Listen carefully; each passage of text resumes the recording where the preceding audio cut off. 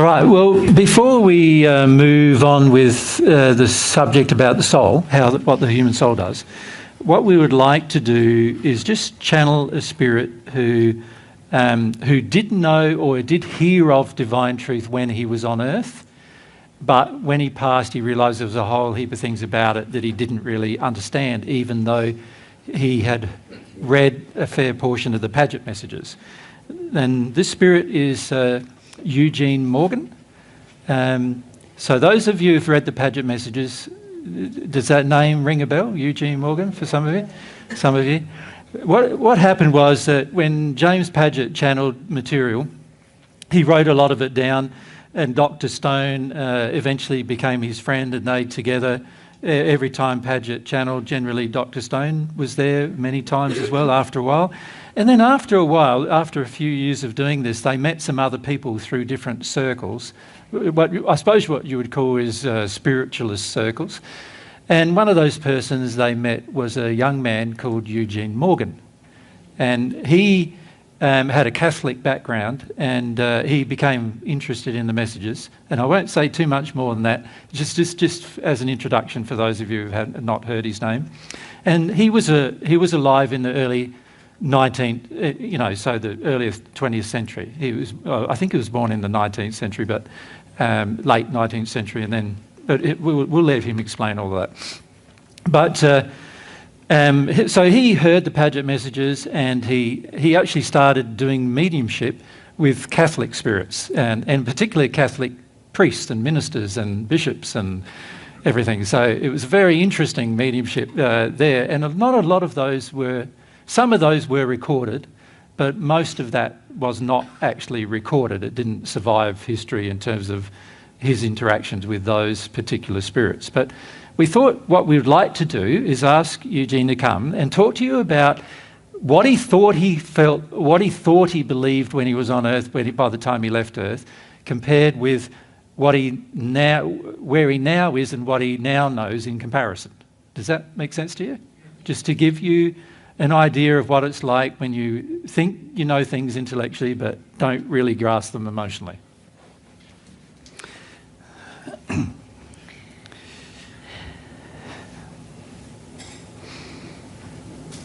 Hi, thanks for having me. Pleasure, Eugene. Yeah. It's my first time in this position. Yeah, that's right. Yeah. No one's thought to channel you before, by the looks. No, it's quite exciting. Yeah.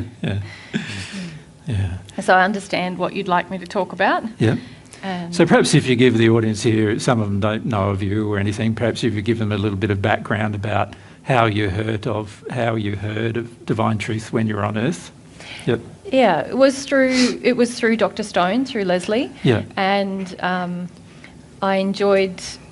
was quite interested in the occult, we would have called it then, and I was quite fascinated by the science of mediumship, how this phenomena worked, and I began to get a good eye. I sort of frequented different circles, as you referred to them, and I began to have an eye for who was faking and who was real. Yeah. And so when I met Dr. Stone, he told me about James, and I had the opportunity to visit while channeling was happening there, and I quickly felt, especially not just when I was present, but reading the messages that had been received, that there was certainly substance there, and there was things that really appealed to me on many levels. I felt the authenticity of the channeling, but also I felt the substance in what was being shared. It quite appealed to me. So that caused you to experiment with prayer? Yes. Yep. Yes. And I did receive some of God's love while I was on Earth. And as you had mentioned, I did go on to do my own mediumship, which was quite fun and really lively. I enjoyed the lively discussions that I got to have with spirits. And yeah, it was quite fulfilling, but obviously I did pass, as you know, I did pass with quite some falsehood still in me. I passed really with, I wouldn't call it an air of superiority, but I certainly had some level of arrogance about what I thought that I knew. Yeah. And there were certainly things for me to face in this life. Yeah. I was very fortunate to have received some of God's love when I was on earth, but that didn't alter certain beliefs that I had inside of me, and how those beliefs impacted on my entry into the spirit life.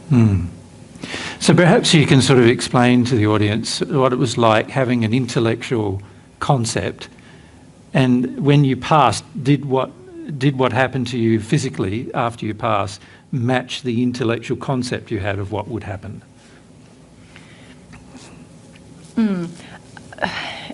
Not yes, in some case, so no, largely no, it didn't match. Yeah. I thought that you would meet me when I passed, and as we have met, obviously, and you have assisted me in this life, but I wasn't met by you, so that was a bit of a letdown. And also, I suppose I believed that I would enter into the fourth or fifth sphere of the spirit life, and that certainly didn't happen. I entered into a higher part of the first sphere. And that primarily because? Well, there were certain feelings of entitlement that I had. I mean primarily on a positive. What was the primary reason why it was the higher part? In a positive sense. And from where I am now, that's quite a lower condition. I know. My faith in God really put me in that position. The fact that I had received some of God's love. And it wasn't a great deal of love, obviously, because I was in that position. But and where would you have estimated you would have arrived if you hadn't had that faith? Into the hells. There were certain... I hadn't lived a debaucherous life on earth by any means, but there were certain feelings, such as I was referring to, about entitlement, certain feelings in relation to my mother, wanting to be mothered. Nursed. Yes, and that made me quite demanding on the women around me. And also just I felt that things of the spiritual life had more importance than those of the physical one.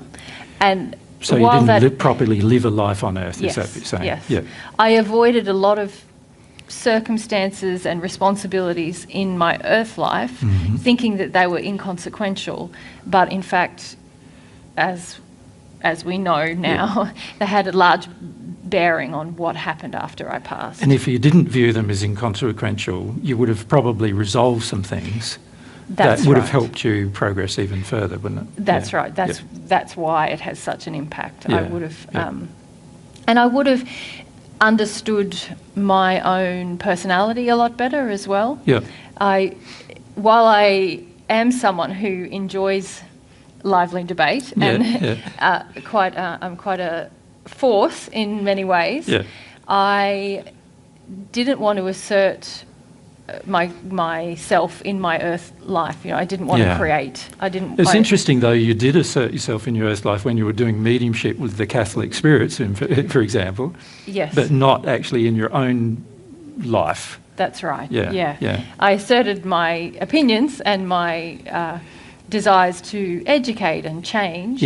But there's much more that I could have done with the Catholic Church on earth that would have helped me to deal with many fears and angers and entitlements that I had when I passed, and it would have benefited many people, not just myself as well. As you know, Mary and I enjoyed watching you do some mediumship with those Catholic spirits at times. And what gave you the conviction to, while you're on earth, to do this mediumship with conviction, but actually also not have conviction about dealing with your own life on earth? I was very concerned about how other people would view me and treat me. I suppose I when I was interacting with spirits, it felt like an honest exchange that I could have that didn't challenge my position in my society or the respect that I felt I deserved. Yeah. Yeah, that's one of the major reasons. But you were, like you said, you also enjoyed a good debate as well. Obviously, that helped. But in your earth life, did you enjoy a good debate as well? To some degree, to the degree where I felt that it wouldn't challenge my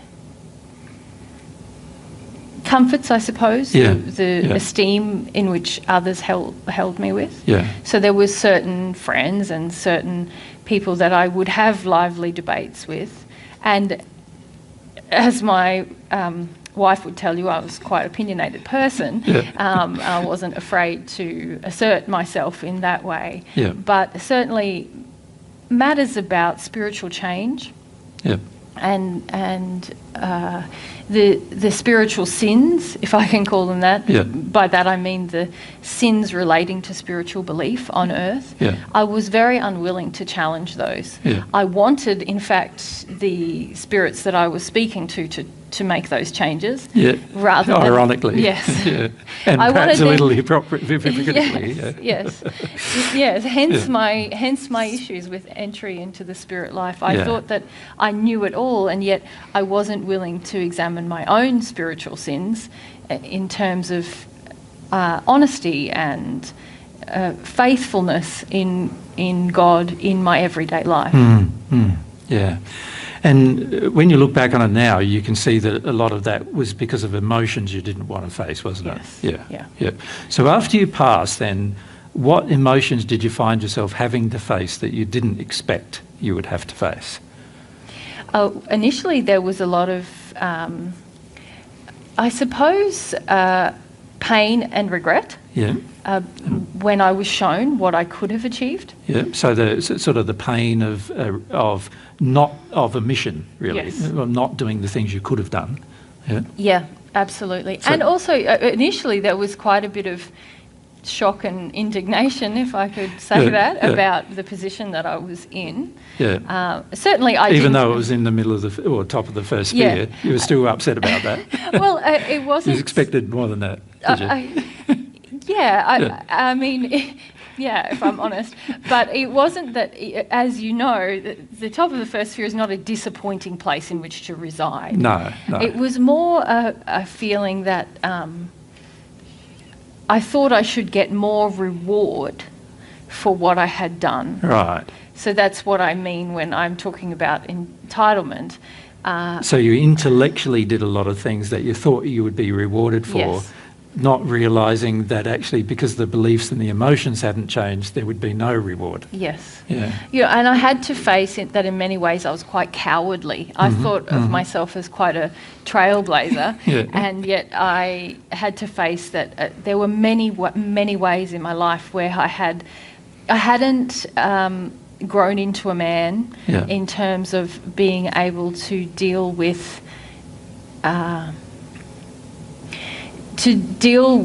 a partner as an equal, and nor had I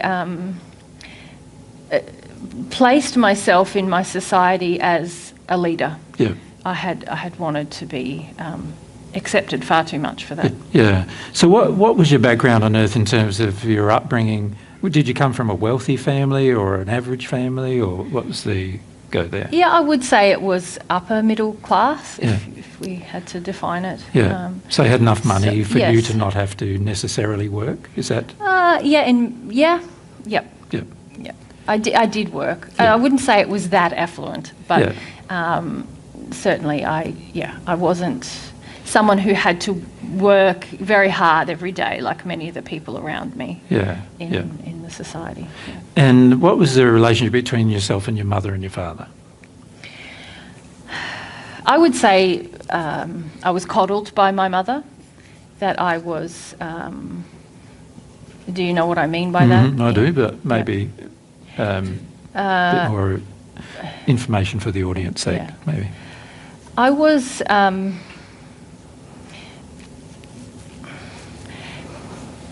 my mother treated me as if she should serve me, she should care for me, especially physically and emotionally. That similar to some of the things you've spoken about today. That any difficulty that I had, particularly with my physical self, that she would attend to me, and it was a way really of diminishing my growth into being a man who was independent. Yeah. So you came to have a fair bit of dependency on your mother. Yeah. And I always felt quite a lot of distance from my father, as in that he was quite withdrawn and distant from the workings of the family and from me myself, that he wasn't that interested. I had an older sibling, and so I wasn't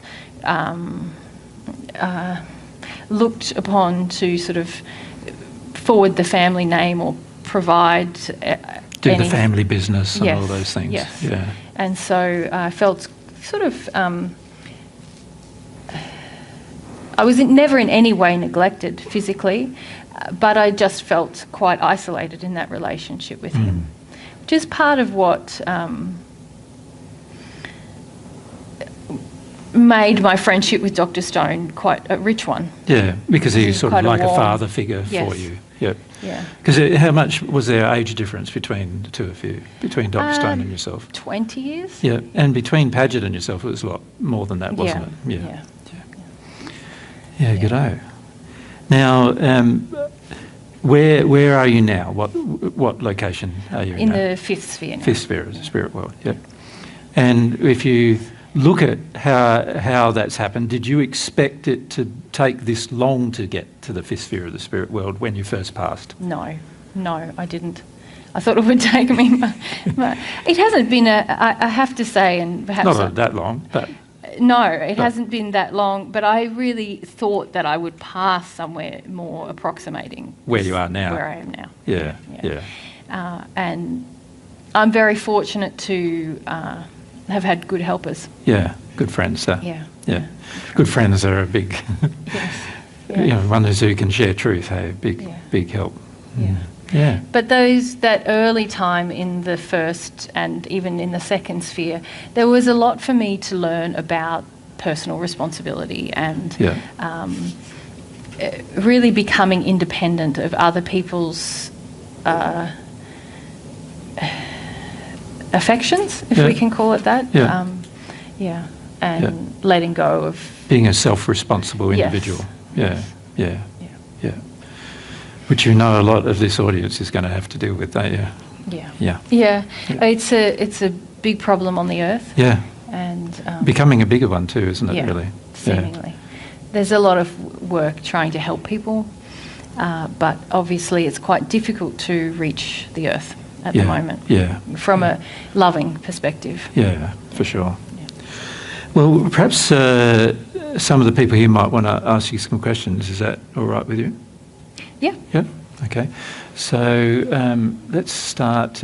We've got our mics. Who's got our mics? So we haven't got our mics, so let's just sort that out. I'll just... I won't do the clap now. It's too late now. Okay. Okay, so if we start with Max down the front here, and then we'll go up the back on this side. Yep, that's it. What have you found most difficult dealing with in the spirit world? Because I relate to your injuries a lot. And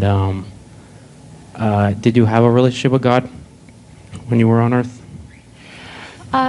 Yes, I'll answer the second question first.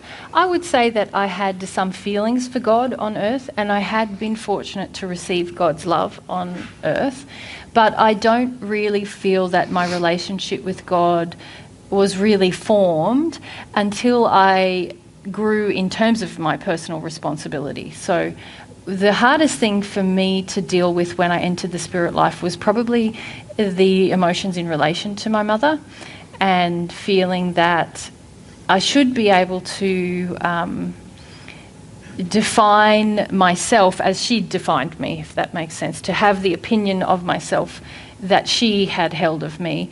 And it took me some time to correct that in terms of what God's view of myself and my sin was at that time. So that was the hardest thing for me to deal with. I was fortunate enough to have expressed some of my will in terms of spiritual pursuits before I had passed, but certainly I came to understand that my relationship with God was very limited by certain, what you would call addictions I had on earth. Particularly with mother. Yeah. Yeah. Yeah. Yeah. Yeah. And we're up the back here. What specific faith did you have in God? So can you a bit closer for us? What specific faith did you have in God? What specific faith did you have in God? Yep. Yeah. Okay, I believed in the... once I had sat with James and Leslie and read many of the messages and been in the presence of the messages being received, I believe very strongly in, I had faith in the possibility of receiving God's love, especially initially, and that's when I did receive God's love. So after that point, when I entered the spirit world, I would have said I had faith that God was a loving God, but I did have to correct that because what I thought God should provide for me in terms of God's love was still largely tainted by that relationship that I'd had with my mother and the belief that God would reward certain inactions and actions on my part and certain attitudes towards women and towards my father as well. I came to see that God didn't reward those things, so I did go through a period of feeling that I had a lessened faith in God after I passed. And also I saw that there was a lot of truth about God that I had neglected in my life on earth. I hadn't been brave enough to uphold what I felt from God in my day-to-day life. In terms of that, I mean, in my love for truth and the way that God's universe works, so the spirit life and so on, and the importance of truth, I hadn't been willing to display that in my life with others in my society, and so I came to see I didn't have much faith in the truth, actually. I had a love for it, but no faith in it. So I would say that the core of my faith was really just that God was a loving God, but even that had to be corrected. And can I ask, with that, you said you received a bit of God's love right at the beginning. Mm-hmm. When you look back on it now, did that stop sort of soon after you received? Yeah. And as you would now identify it, why did it stop? Yeah, so initially I would say there was 2 instances where I felt that I received, or I did, I know now, but at the time I felt that I had also, mm-hmm. and that was in the presence of the channeling occurring. Mm-hmm. And in those moments, obviously, my faith was a lot, and my feeling for God sort of opened up. I felt not just a longing, it was a longing for God, not to get anything, but just a fascination and a wonder about God that really opened my heart up in those times. Mm-hmm. After that point, I would have to say, knowing what I know now, that there was a certain level of arrogance that I gained by believing that I knew the truth and that others didn't, mm-hmm. And that there was these areas that I've referred to where I wanted things to come easier. I didn't want to take responsibility for creating in my physical life. So I felt I was entitled to certain things, and I didn't take opportunities to really give and love in terms of creating a business or in terms of working with the church and all these areas where I could have taken more physical action to actually love myself and others. Mm-hmm. I hadn't done that. So that's why it stopped, I'm sure. Mm. Yeah. Mm. Okay. Okay, so if we come forward on this side, so the next one down, and on this side, up the back, just... Yep. Hi, Eugene. Thank you. Close with the mic so we can hear you better. Hi, Eugene. Thank you. You had said that, I think you said you were shown you could have been a leader. Is that what you said you realized afterwards? That, do you mean that if you had been brave and demonstrated the truth, that you could have been a leader or affected more change here? Yes, exactly. That's exactly what I mean. I believe that God has created the potential for leadership in everyone. It depends on how much they develop themselves in terms of their character and their passion. But certainly I was shown that I had already developed certain parts of my passion, and it was only certain one or two emotions that held me back from really impacting change from the early part of the last century in Catholicism. And that, to me, has been very painful to work through, because obviously I can see there are many, many, many changes that haven't occurred within that faith that could have occurred. And perhaps I could have been a part of altering that over 100 years ago. Thank you very much. Hello. I have two questions. First is, what lessons are you learning in the fifth sphere? And the second question is, how can we on Earth figure out what sphere we're in? Well, the answer to the first question, in the fifth sphere, there's a lot of fun now in my spirit life, and a lot of fun lessons, but there's a lot about learning. Obviously, every sphere that you pass through, after the second sphere into the third sphere, there's a lot of refining of things that you've already let go of a lot of sin about. And there's like there's still sin that I'm releasing, but there's a refinement. And so at the moment, there's still refinement happening in terms of my relationship with women and my relationship to the other half of me, if you like. So now there's, in the fifth sphere, it comes this opportunity to develop the soulmate longing and to really come to have God's definition of the complete soul. I would say that in this sphere, that's the first time that I've really started to long to God for God's conception of my soul and what that experience will be like. I would say that that's something that the truth about that was introduced to me in the third and fourth spheres, but it's not until this point that I feel that I can really start to open a longing, or it's not that I feel that, it's not that I feel, it's just that I don't feel restricted in that process now. And so there's a lot about who am I really by God's definition, and a refinement of how I come to love myself and love the other half of me, and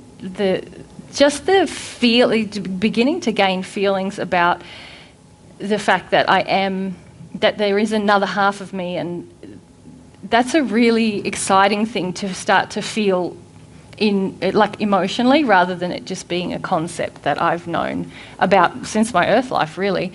But now to come to experience God's feelings about that is very exciting. In terms of knowing what sphere you're in on earth, well, I think that depends a lot on the level of humility that you have. The question often comes from a lack of humility, or from a desire to gain a sense of achievement, or to have a sense of competition fulfilled. And on earth, the earth life is very governed by these kinds of sins about ranking and rating and competition. And so usually the question or the curiosity comes from that place. And so that's a very first sphere motivation, if we can say that. So with that motivation, you're very likely in the first sphere. As you let go of that, you'll probably be far less interested in what sphere you're in, because even here we talk about spheres, but each person is not really engaged in this idea that they're not ticking something off as a badge of saying, "Oh, here I am in this sphere." It's more, especially when you develop with God, there's an intensifying longing to have God's opinion on everything and to bring yourself into harmony with God's desires and God's loving interest in yourself. And so that kind of surpasses spheres, if you like. That it's just that in each new sphere you understand, oh, this longing is more intensified, and the truth that I'm receiving is more. There's more of it, and obviously your surroundings improve. But there's many ways to know. You can find out in your sleep state. You will know in your sleep state. Someone will tell you if you don't know. Can we say too, though, that whatever sphere you're in, once you have the humble attitude, you really want to maximise the amount of learning you can achieve in that sphere. So instead of going, I just want to be in the next one, you're really focused on how much can I learn while I'm here about everything, about God, about the universe, about me, about, my sin. You want to try to maximise the effect of being in the location you're in to the maximum benefit to yourself and to others around you. It's like when you visit somewhere that you're very interested in. You want to see and learn and understand as much as you can, and you're not in a hurry to move to the next place because you really want to experience the place that you're in. So the higher my experience is that the more that I progress, the more that feeling intensifies also. Yeah. Let's come down to Michael, and then we'll go back to Yang there, and on this side we'll come down to Jennifer right down the front, and then we'll work our way back.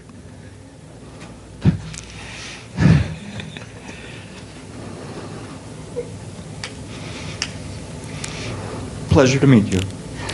And you, closer Michael. with the mic too, Mark. Okay. Yep.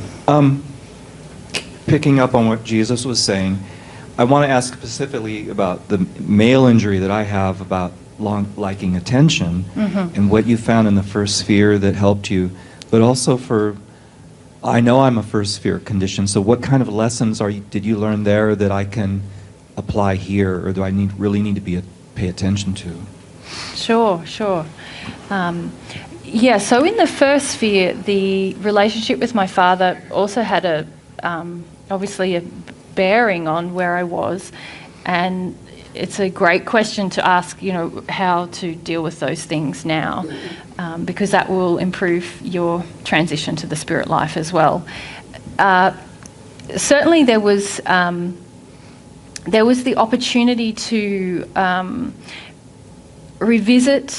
meet my father, but also to revisit times in my life where, especially in my very young life, where I felt very alone in that relationship and very overlooked. So, and it was coming to feel that my worth, or how much my sense of self should not be defined through that relationship. But I couldn't really learn those lessons until I had grieved the absence that I felt in that relationship. Because a lot of, obviously as a child, I didn't understand it very intellectually, and so we're talking about this intellectually. But there was just a feeling of loneliness, I suppose, more than understanding it as an absence, because I hadn't had the presence of it. I hadn't had a father who went away. I just felt that I just felt very lonely and somewhat unimportant to other men.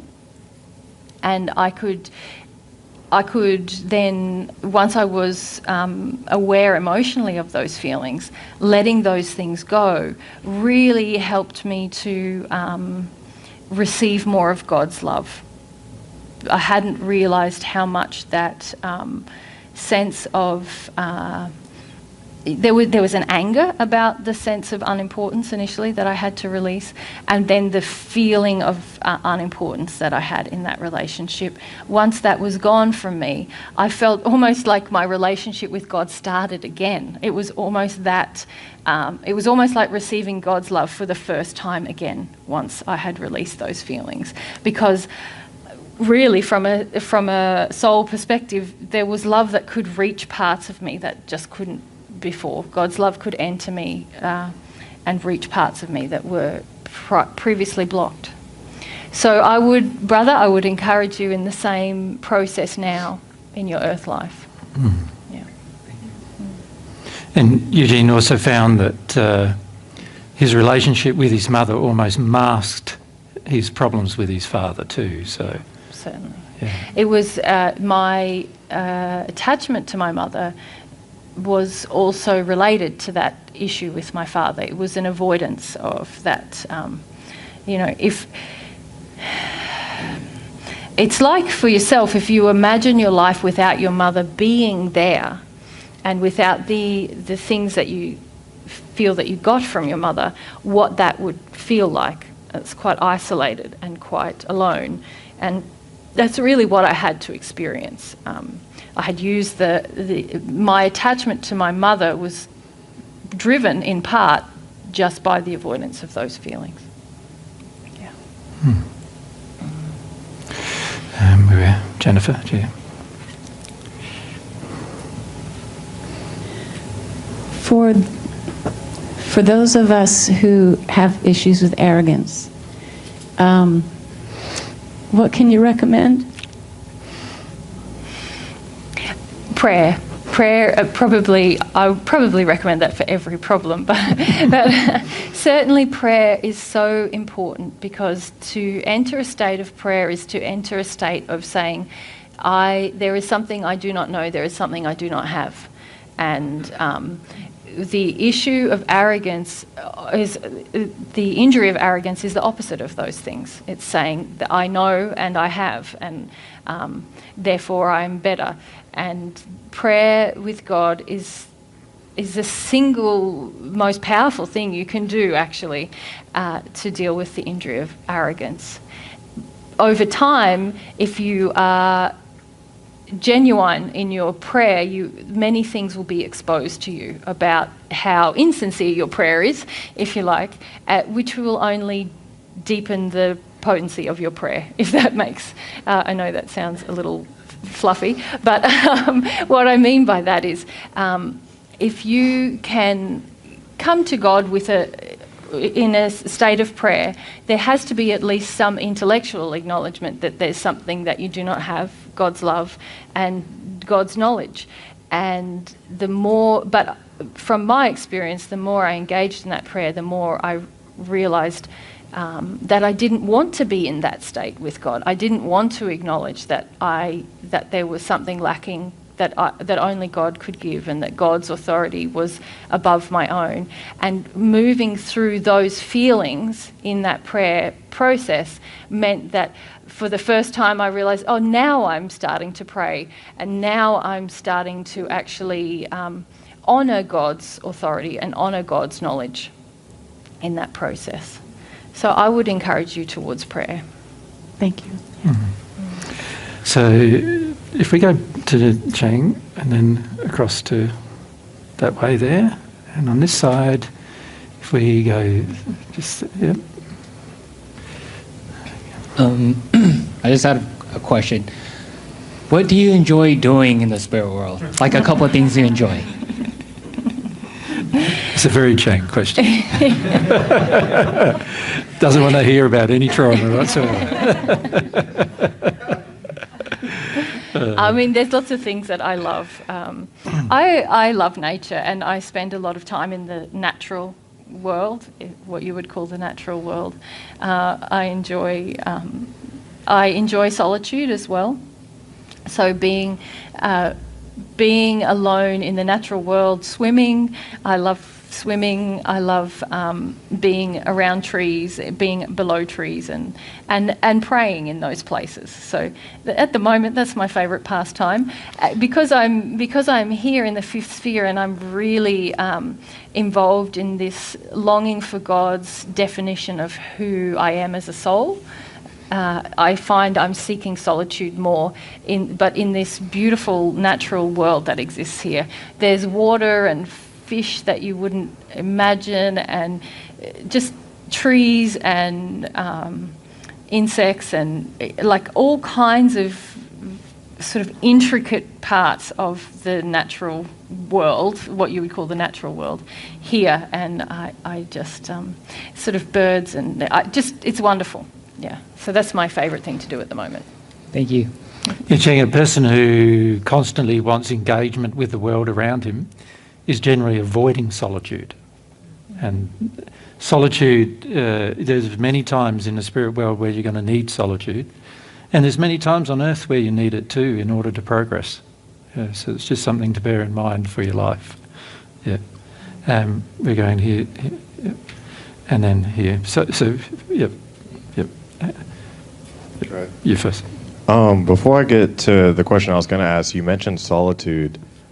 I kind of got the feeling, I feel like from learning divine truth, that like kind of solitude is kind of bad, because like for the last year, like I've like had solitude, and I've kind of been like, no, you need to go and like go out back into the world, and like you need to like interact with people, and like I used to be like really like interested in people. But now I've been in like solitude, and then it's so like now you're saying solitude is like good in the spirit world. So now it's like, thank God, because like that's what I love the most.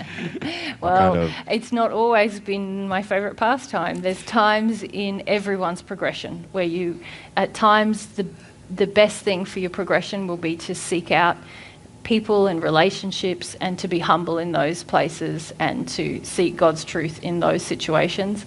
And then there's times like the phase that I'm in right now, where solitude is a deeply important part of what I'm working on now and what I'm longing for now. So yeah, the girl that I feel is my soulmate, she has a song called Solitude. So I thought that was pretty cool. But my question before was, Jesus has talked a lot about like young men having like the save the world emotion, and like I know that I have that, and I don't want to, because like it disgusts me just knowing that I have it. So like my question was like, did you feel like if you're talking about wanting to be like a leader on earth and stuff, do you feel like if you were a leader on earth when you wanted to, that you would have been arrogant about it? No, I actually think that if I had have taken more physical actions to lead on earth, that I would have dealt with some of my arrogance. Yeah. Partly I was arrogant because I was dealing with things in a manner to avoid parts of my earth life. I felt like, well, I knew the truth, and it was a way, and it didn't matter if other people did, I knew it, and it was a way of avoiding my fear of others. So I actually think I wouldn't have been an arrogant leader on earth, but I wasn't a leader on earth. I didn't make that choice, and that was part of what meant that I arrived in the first sphere. For Eugene, it's important to understand that a lot of times you're only arrogant because you get to skip over a lot of interactions with people that you would otherwise have if you were humble. And to be a leader properly, you're going to have to learn how to be a very humble person, because at the end of the day, a lot of people are going to criticise you, they're going to make fun of you, they're going to ridicule you, they'll put you down, particularly if you try to teach truth to people who don't believe it. I guess this is the good time to ask it. There's this YouTube channel here in California called Jubilee, and they do like debates and stuff. And Eugene, you just said like you like debates and stuff, and I do too. But it was I'm gonna sign up for it because it's for Christians versus atheists. Okay, and obviously I'm not a Christian and stuff, but this question's actually kind of to Jesus and Mary and stuff, because I feel like I have no problem of saying to people like Jesus and Mary are on the earth and stuff, but I would just love the opportunity just to like point out to either to Christians and atheists just like the logic of like divine truth and like just show like how easy to like all that stuff.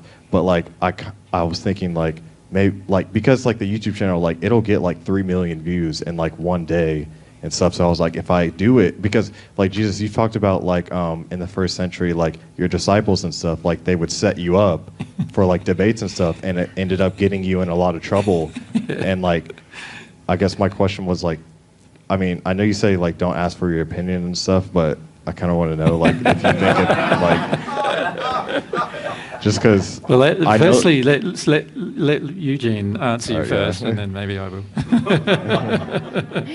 My advice as your brother would be to deal with, you're aware that you have a level of arrogance, and to deal with why you're addicted to arrogance. So the motivation to save the world, as you call it, is at the moment largely governed by this desire for importance. Yeah. And while you have that within you, that will affect your soul condition. It'll affect your entry to the spirit life. It will also affect how things work out. But if you're humble, you'll deal with that and then taking action to share God's truth on earth, which is a noble pursuit when motivated by love, will bring you a lot of rewards. I just feel like I think people deserve to know. And like just at least just but that's a statement of your arrogance. Yeah. Okay, cool. That's right. Okay, cool. Yeah. If you just listen to what Eugene said too, if you're motivated by love, and just something I'd like to say to you, is your motivation isn't love at the moment. Your motivation is to compete, to compete in your arrogance. Now, if that's your motivation, and it's interesting too, because a part of your motivation is to also be better than Jesus at it as well. So that's also a part of your motivation. When you have these motivations, you don't realise that if you act upon them as they are right now, you're actually going to cause much more damage than you are going to bring a benefit to people. Because when I've shared divine truth in the past, it's mainly just caused damage. Yeah, yeah. And unless the arrogance is dealt with, you will just continually cause damage to people the more you try to share. And in the end, what's going to happen is that it's going to turn them away from listening to God's truth. Which is what's happened. Yeah. And we notice this happening a lot with particularly young men in their arrogance, trying to be better or trying to compete with their dads or trying to sort of prove that they know better and things like that. They end up putting themselves in positions that end up in people having it sort of brings divine truth into disrepute rather than actually demonstrating its benefits. And in that place, you can do a lot of damage when you think you're trying to help, but actually it's motivated by the desire for, firstly, your own prominence, rather than that it be God's truth that is prominent. I actually feel like my main motivation for doing it is that like, so if everybody else knows that Jesus is on the earth and like knows the truth and stuff, then I won't have to explain it to other people and like, you know, stuff like that. Like, yeah, and also that would mean then that they'd want to hear from you, and therefore look up to you, and because you knew it first, and things like that. It was really that of knowing it first, of being like the first, Yeah. And, you know, if I had that attitude, even though I was the first to know it, if I had that attitude, nobody in the first century would have listened to me either. And also, ironically, you can't enter a relationship where you become at one with God with that attitude. And in fact, as Eugene's pointed out, you can't even exit the first sphere with that attitude. So this is where you need to be quite circumspect. So while Eugene's saying, yes, you need to be able to share divine truth, you also need to make sure you're sharing it with where you've actually got humility, not that you're trying to fake humility or that you're trying, or any of those things, but you actually need to develop humility as a quality. Yeah, my problem was I had a flaw in my character which said that I I wanted to know the truth, but in a way that wouldn't challenge the people, my position, where I was in society. So I let fear govern me. The flaw in your character is more about almost the opposite. Yeah. That's what I was thinking, because you said it, and I was like, yeah. So, sorry, I didn't mean to stop Eugene, but you That's can okay. explain what That's the okay. opposite is, because it's important to be specific with you. Yeah. Yeah. It's more about superiority and trying to gain a sense of direction and purpose that is more important than others, rather than developing the character to see everyone on the earth and in the spirit life as your equal brother and sister, regardless of what they believe or what they know.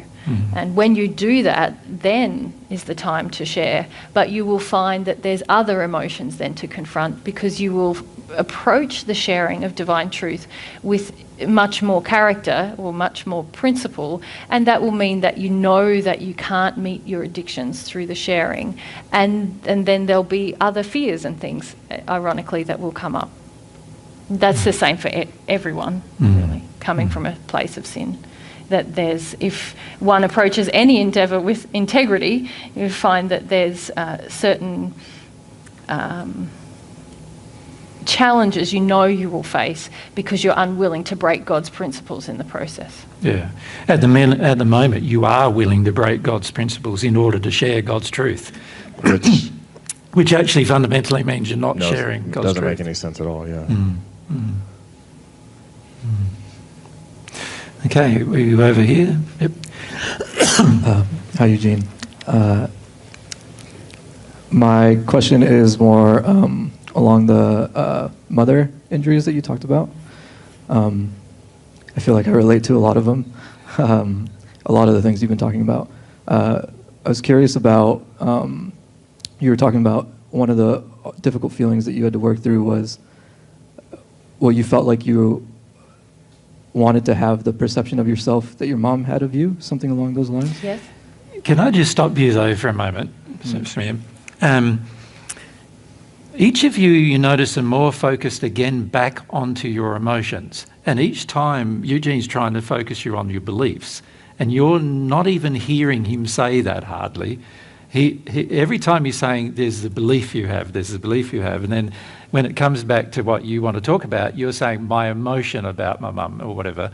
And the thing to be more reflective upon is when Eugene's giving you answers, he's talking to you about your beliefs, right? Not your spiritual beliefs.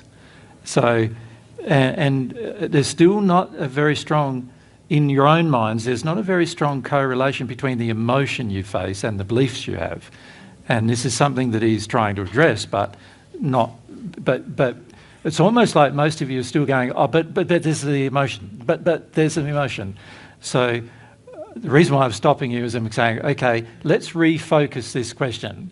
What's your beliefs with your mother, rather than your emotions with your mother? Okay. Can we ask him that question instead? Sure. You had a belief that you were what you felt your mom felt about you, which was elevated, maybe.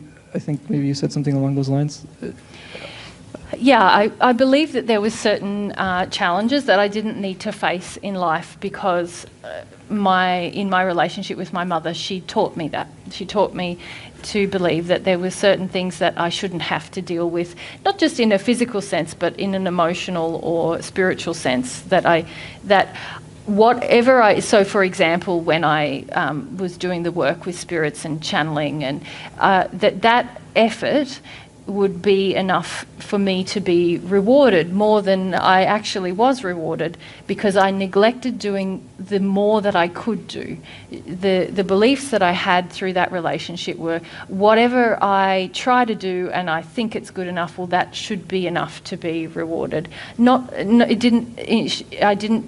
It didn't encourage me to look at what my full potential was. It was to accept what was comfortable for me to do, and that was that should be rewarded, rather than me considering the full potential I had or the full set of actions I could take. Can we say it another way? Can we say it like this? I put in this much effort and I should get this much result. Okay. And his belief, because his mum just let him put in a little bit of effort and then she did the rest for him. And I got a lot of accolade as well for this small amount of result. Yeah, so now he thought, if I put in this amount of effort, I should get this amount result, because that's what I got in my relationship with my mother.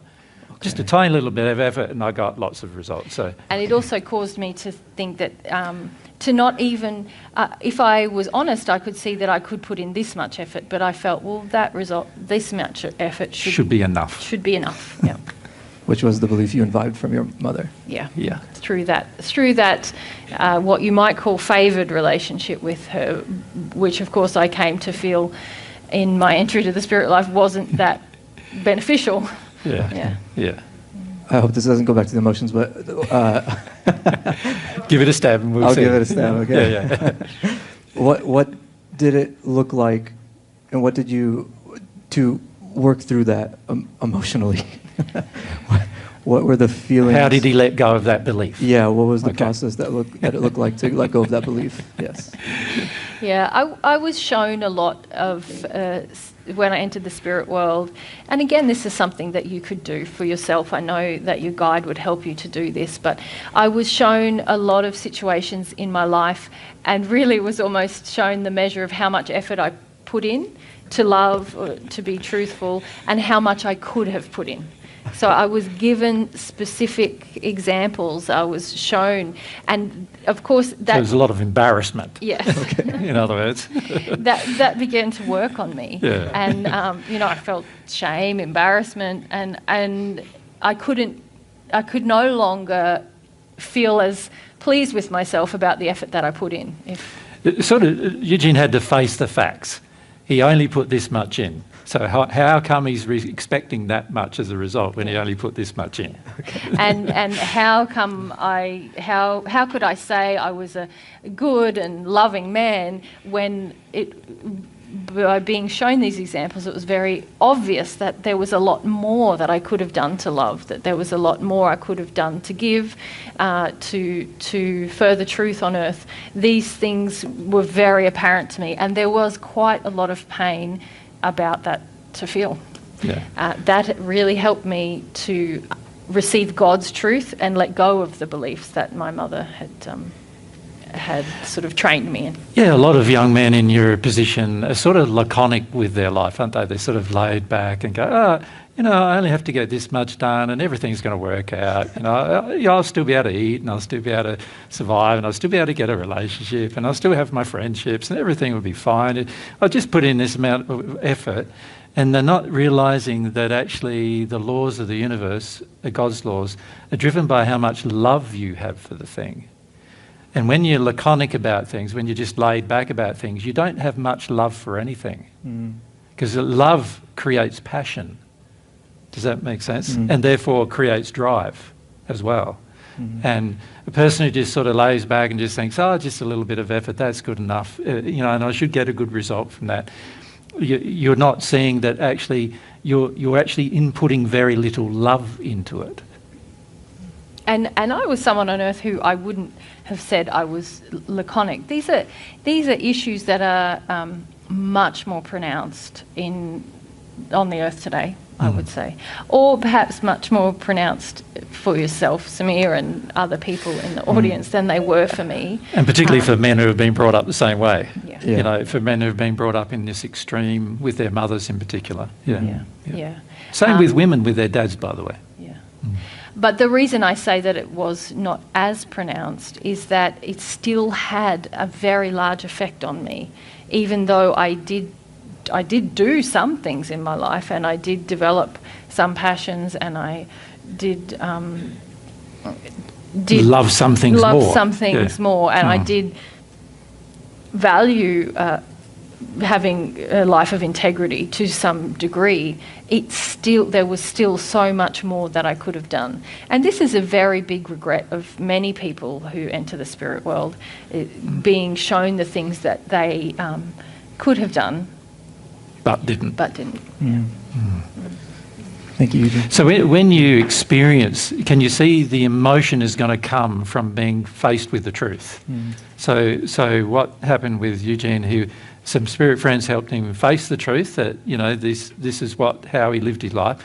And then in facing that truth, he came to his own personal feelings of, wow, that's pretty sad really. And, and then he had feelings about sadness to feel, but also some like guilt and shame to feel as well as a part of the compensation for doing that.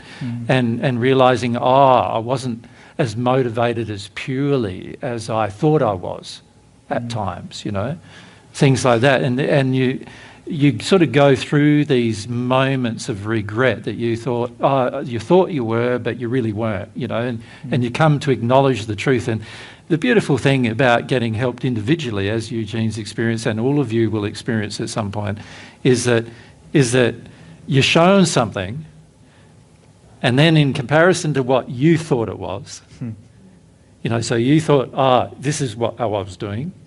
And when you're showing it from God's perspective and it's this much, or even an ant's amount, in comparison to what, you thought you were doing. Yeah. And when you start comparing what you thought you were doing with what you actually did, you start to have some feelings come up as a result of that process. And I would say that was the major motivation for me then to start to long for God's definition or God's set of beliefs about what I was capable of, what love was. So really the truth helped to expose my false perception, if you like. This false perception, this set of beliefs that had come from my mother. I did eventually come to deal with some emotions, because I know you're talking about emotions, but eventually come to deal with some emotions about my mother. But first I was shown the truth from God's perspective, and that's something that I would encourage you towards as well, to start to long for. Be reminded of events in your life and be shown what more you could have done or what more your potential was in that place. And the pain and shame and embarrassment of that for myself was enough for me to start to long for some different definitions or different truth. And in that process, as I long for that from God, then emotions surrounding my relationship with my mother were released from me. But it was really the truth first and the longing second, and the longing was really for more of God's definition surrounding myself, that helped me release the issues with my mother. So I didn't start at Mum, I started at what could I have done more in my life on earth. So it's like yesterday he started realising that applying the universal truth to his personal internal world was going to be the thing that benefited the most. And once he did that, certain emotions were going to come up naturally as a part of that experience. Yeah. And really, I'm very grateful to my brothers and sisters here who helped me in that process, because they didn't focus me on showing me, here's the truth of your relationship with your mother.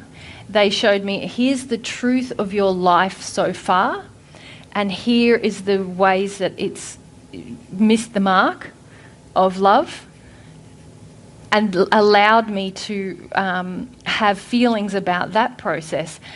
And then they that process led me to beliefs and emotions and the dynamics with my mother that were naturally released. I was more motivated because I'd been shown the truth about my own potential at that point. Okay. So the beliefs weren't the focus at the beginning. It was more being exposed to the truth of your condition. Well, the truth exposes false beliefs, doesn't it? So you can see, in a way, that beliefs were the focus, but by getting the truth, the false beliefs get exposed. Yeah, I would say more that my point was more the truth helped expose the false beliefs I had about my own potential. I then longed for God's truth about my own potential, and in that process, issues surrounding my mother and the origins of my false beliefs were exposed. But I didn't start the process focusing on what are my false beliefs with my mother. Okay. It was more, what is the truth Of my life. Of my life. Yeah. Yeah. So a lot of times, for example, we find we're having conversations with people when they ask me about emotions about their mother, and frequently instead of answering that, I'll answer them by talking about the truth of their attitudes towards women, for example. And they go, but I didn't ask about women, I asked about my mother, and I feel grief with my mother. And I go, but start looking at your attitudes towards women. This is what's now playing out in your life right now, is your attitude towards women. In this case, Eugene's saying that his relationship with mother even affected his attitude about how much effort he was going to put into something, and how much worth he attached to certain things, and how much priorities he put on those particular things.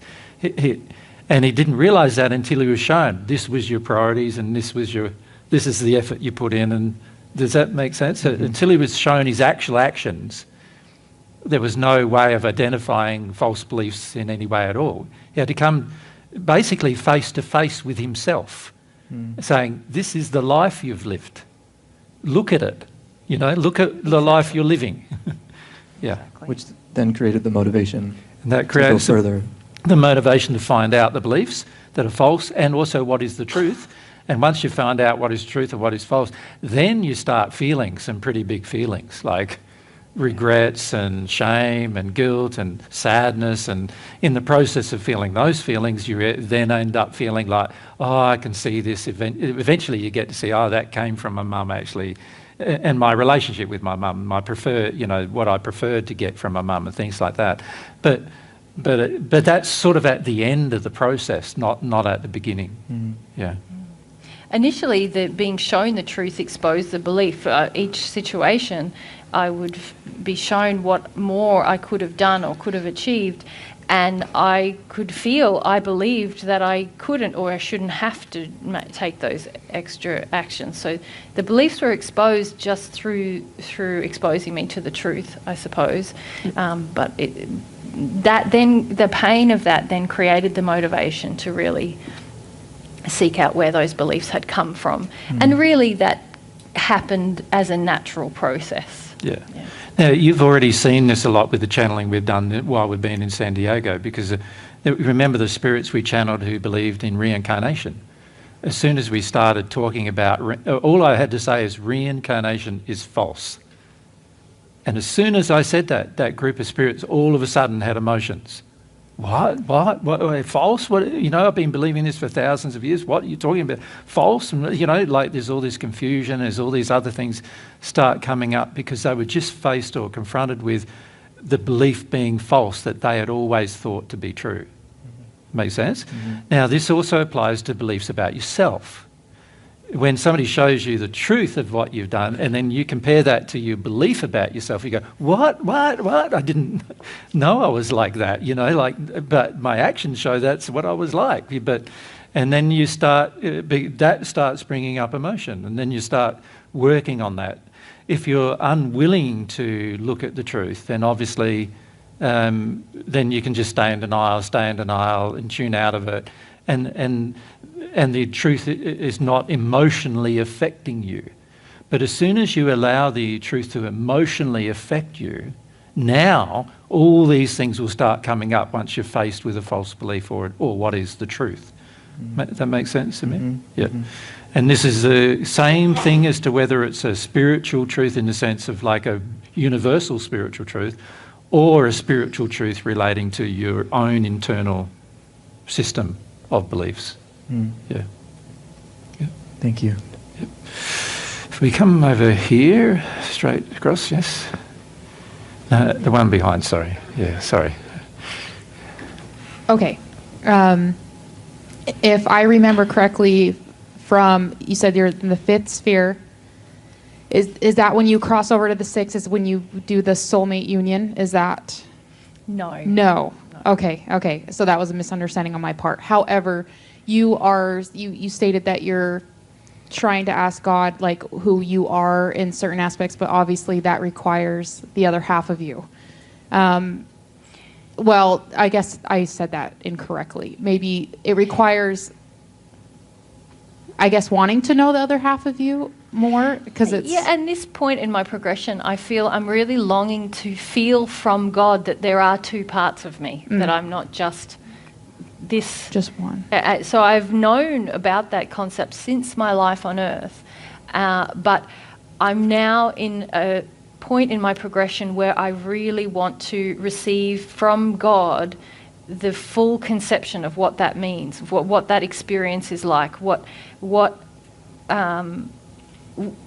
is God's definition of who I am as a soul, as an entity. So fundamentally, you're asking, has he met his soulmate, right? Well, yeah, but and obviously and he's trying to I want explain to to know. you the process that he's going through, even if he's met his soulmate. This is a process he still has to go through. Yeah. Yeah.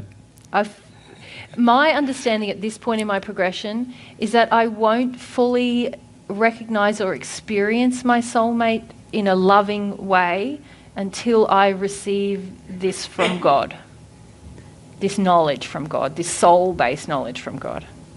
Okay, so I guess I have certain beliefs that, and fears, that I wouldn't be able to meet my particular soulmate until the spirit world, right? Till the fifth sphere. Till the fifth sphere, which to me seems like, oh my gosh, how am I going to get there, right? Because I am, it brings me excitement to the soulmate. I love love, obviously, I think that, but I have a lot of injury involved. Is there anything that you could give, I guess, advice to as to how we can develop that in this lifetime? I think your brother and friend has been teaching you how to do that. All of these lessons surrounding love, truth, humility, faith, all of the qualities of developing a character and developing a relationship with God, so a character in line with God's laws and a personal relationship with God, are the quickest ways for you, from my understanding where I am right now, it's the quickest way for you to experience soulmate love.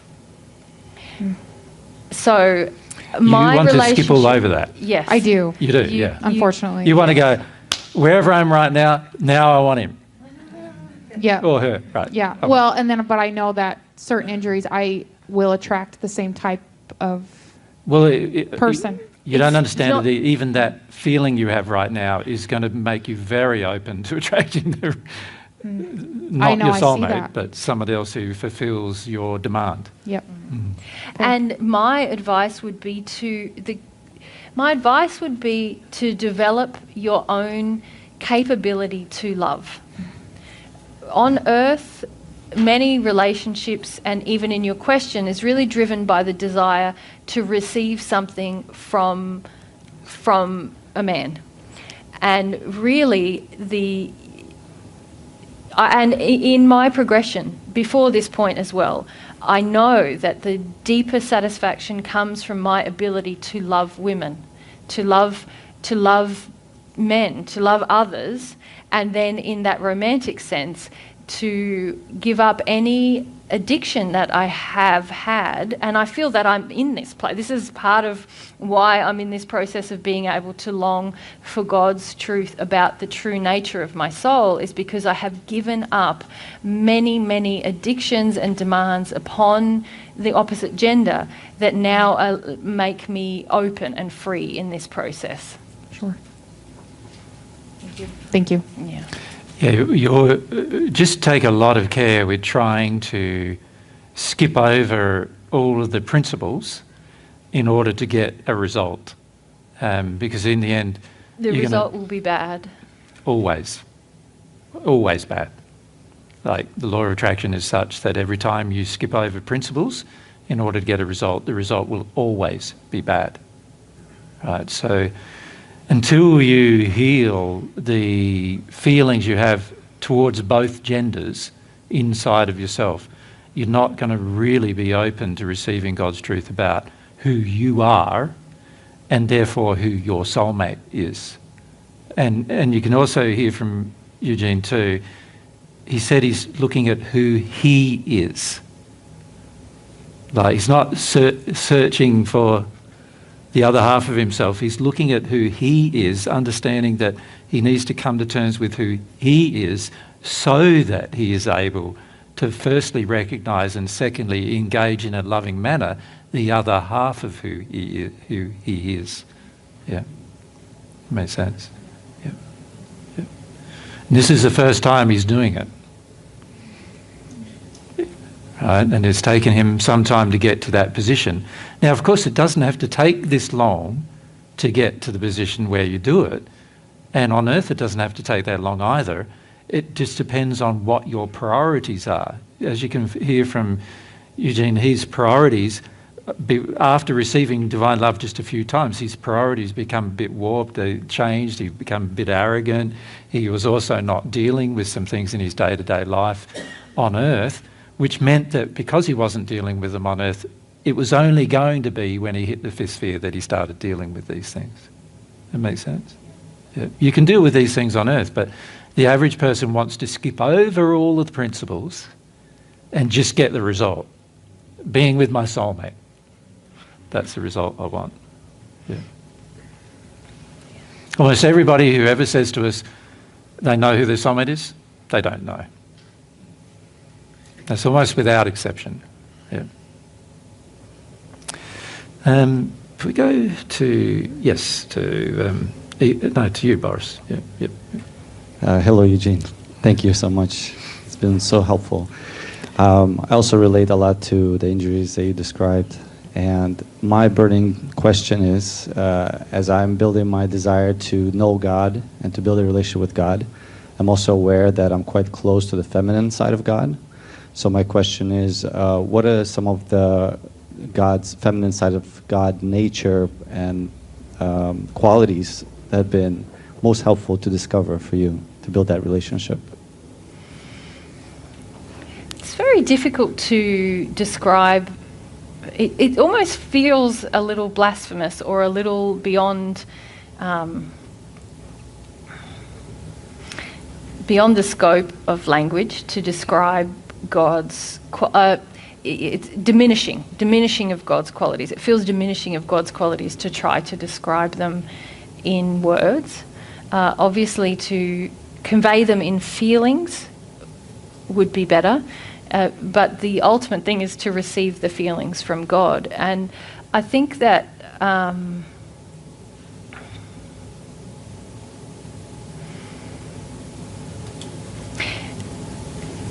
God is I don't feel that it's correct for me to try to describe those things for you. I feel it's very important for you.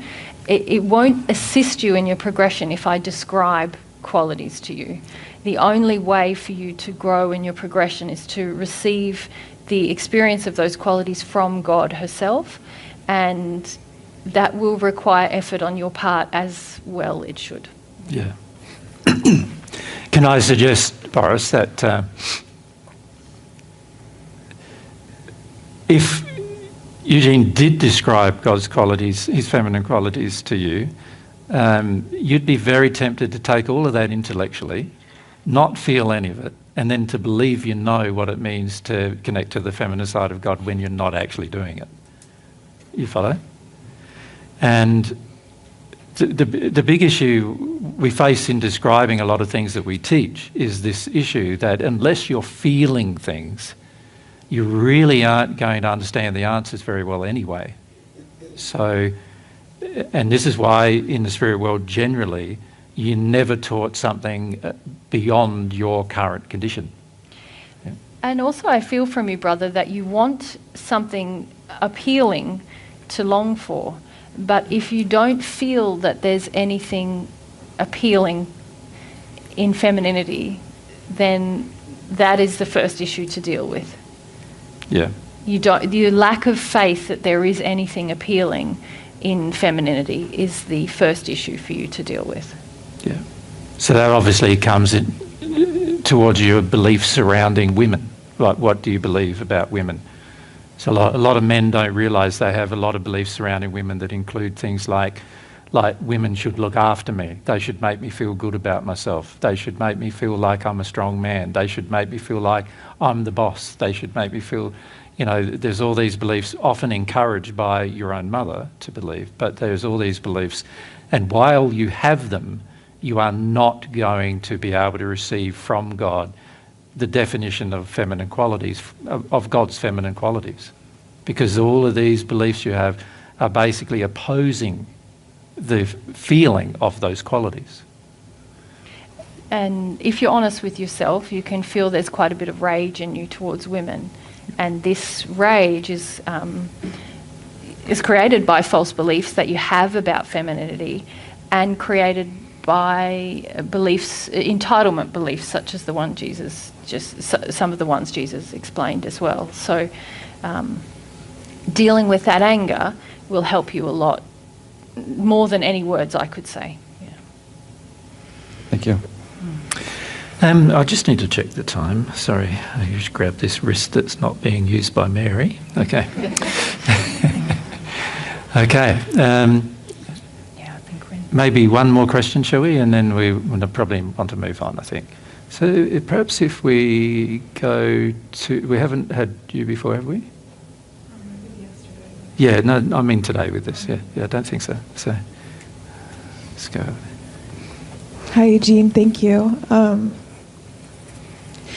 I'm being really confronted right now because you're describing a position as a son with a mother, and I'm just listening to you, and I'm being confronted and being shown because I'm being asked to being revealed the truth. I just want to stay in a space of willingness, and my son is God's son is a very sensitive subject for me because it's just been us two for 15 years. Mm.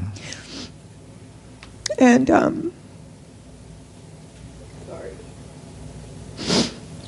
in introducing him to this divine truth, he loves it, but it's also creating a new relationship for him and I that I'm not used to. And so hearing your beliefs and how your mother has impacted you has been very confronting for me.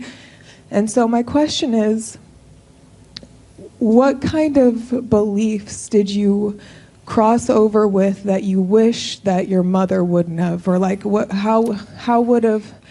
I guess the question I'm trying to format is,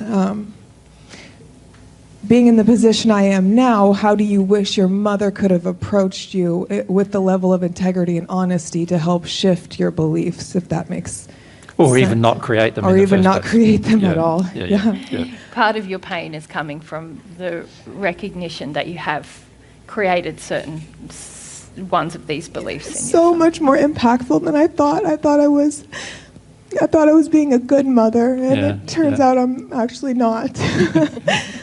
From God's perspective, yeah. Yep. To consider your question, I think the biggest gift my mother could have given me, had she made a shift while I was still alive on earth, was to really work upon herself and to gain a level of personal responsibility that was lacking in our relationship. So many of the beliefs she instilled in me were there because of certain avoidances that she had in her own life, certain false beliefs that she held on to about her role as a woman. And rather than approaching me with any particular action, I know for certain, and I know as she's made these changes now in the spirit life, that would have impacted me the most. Her change in her relationship to herself would have meant that she automatically withdrew certain feelings and attitudes that she held towards me for a long time, even after I shifted when I entered the spirit life. And the change in those attitudes and projections at me would have impacted me the most.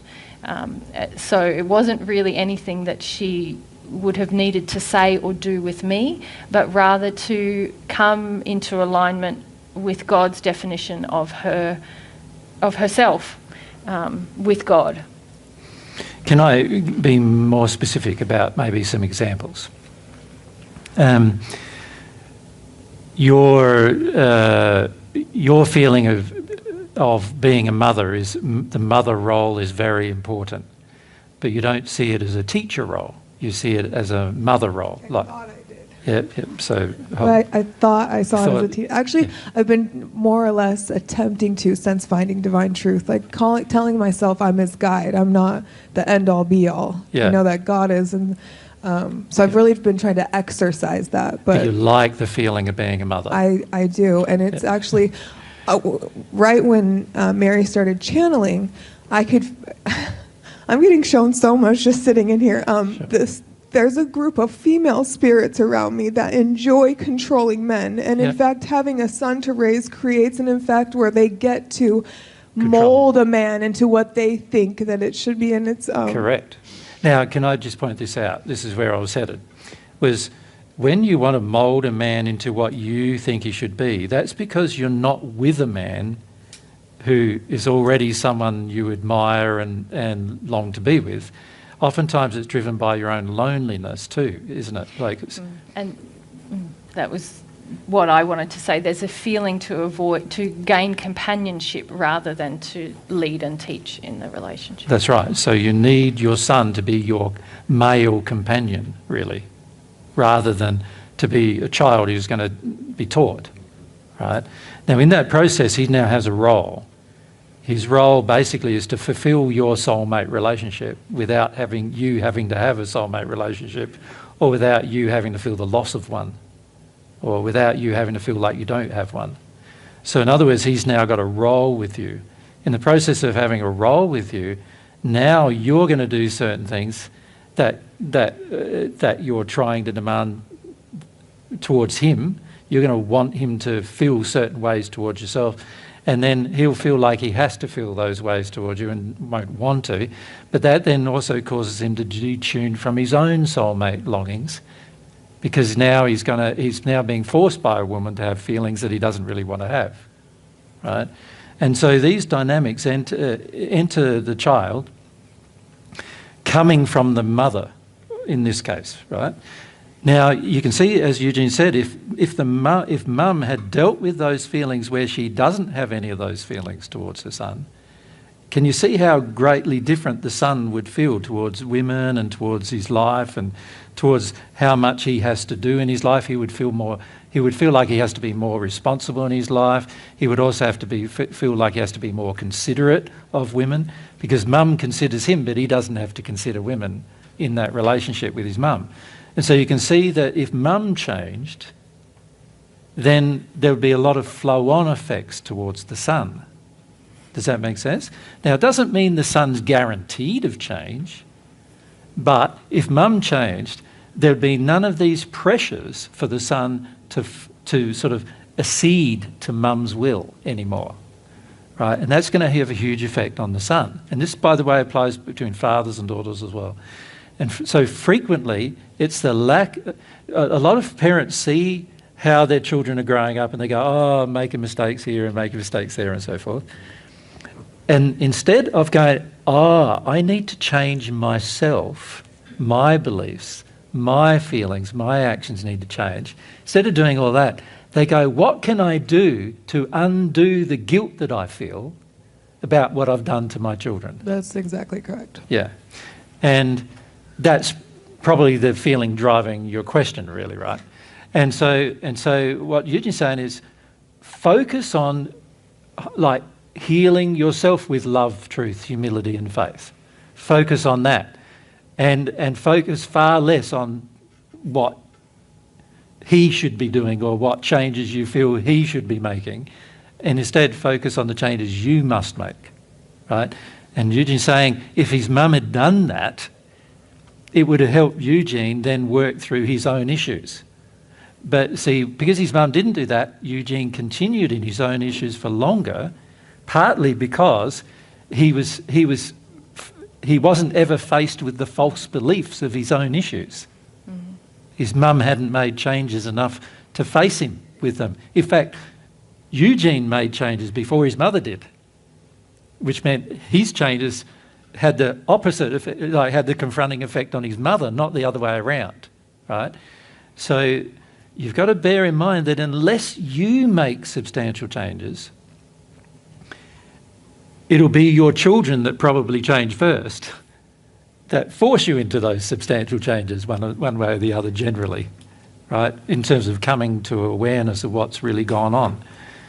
And so the gift you can give your children is by you doing it first, rather than working in your guilt with your children, asking them to do it first. That makes sense? Yeah, thank you. Yeah.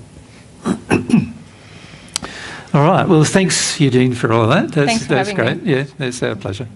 It's great that sometimes when we channel people, most of the audience don't, know them at all, or don't know their history at all. So until we talk about it, so a bit harder sometimes for them to connect to them, But it's been great that you could come along and share that.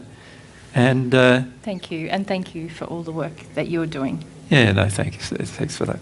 And obviously, Mary and I might get a chance to talk to you again at some point privately. Yep. Good day. Well, thank you.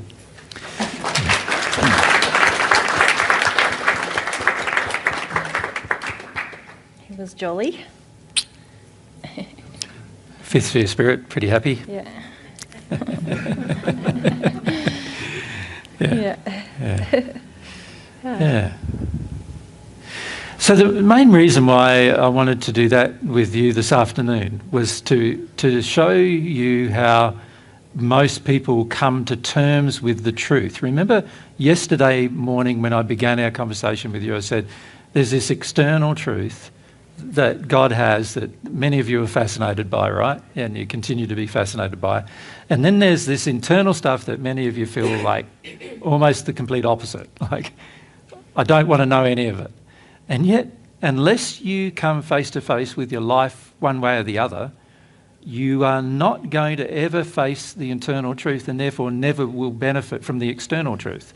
So Eugene, even though he knew the external truth when he was on Earth, passionate about and it, passionate about it, yeah, fascinated and passionate. Yeah. it didn't really benefit him a lot, aside from the fact that just for a couple of times he received God's love.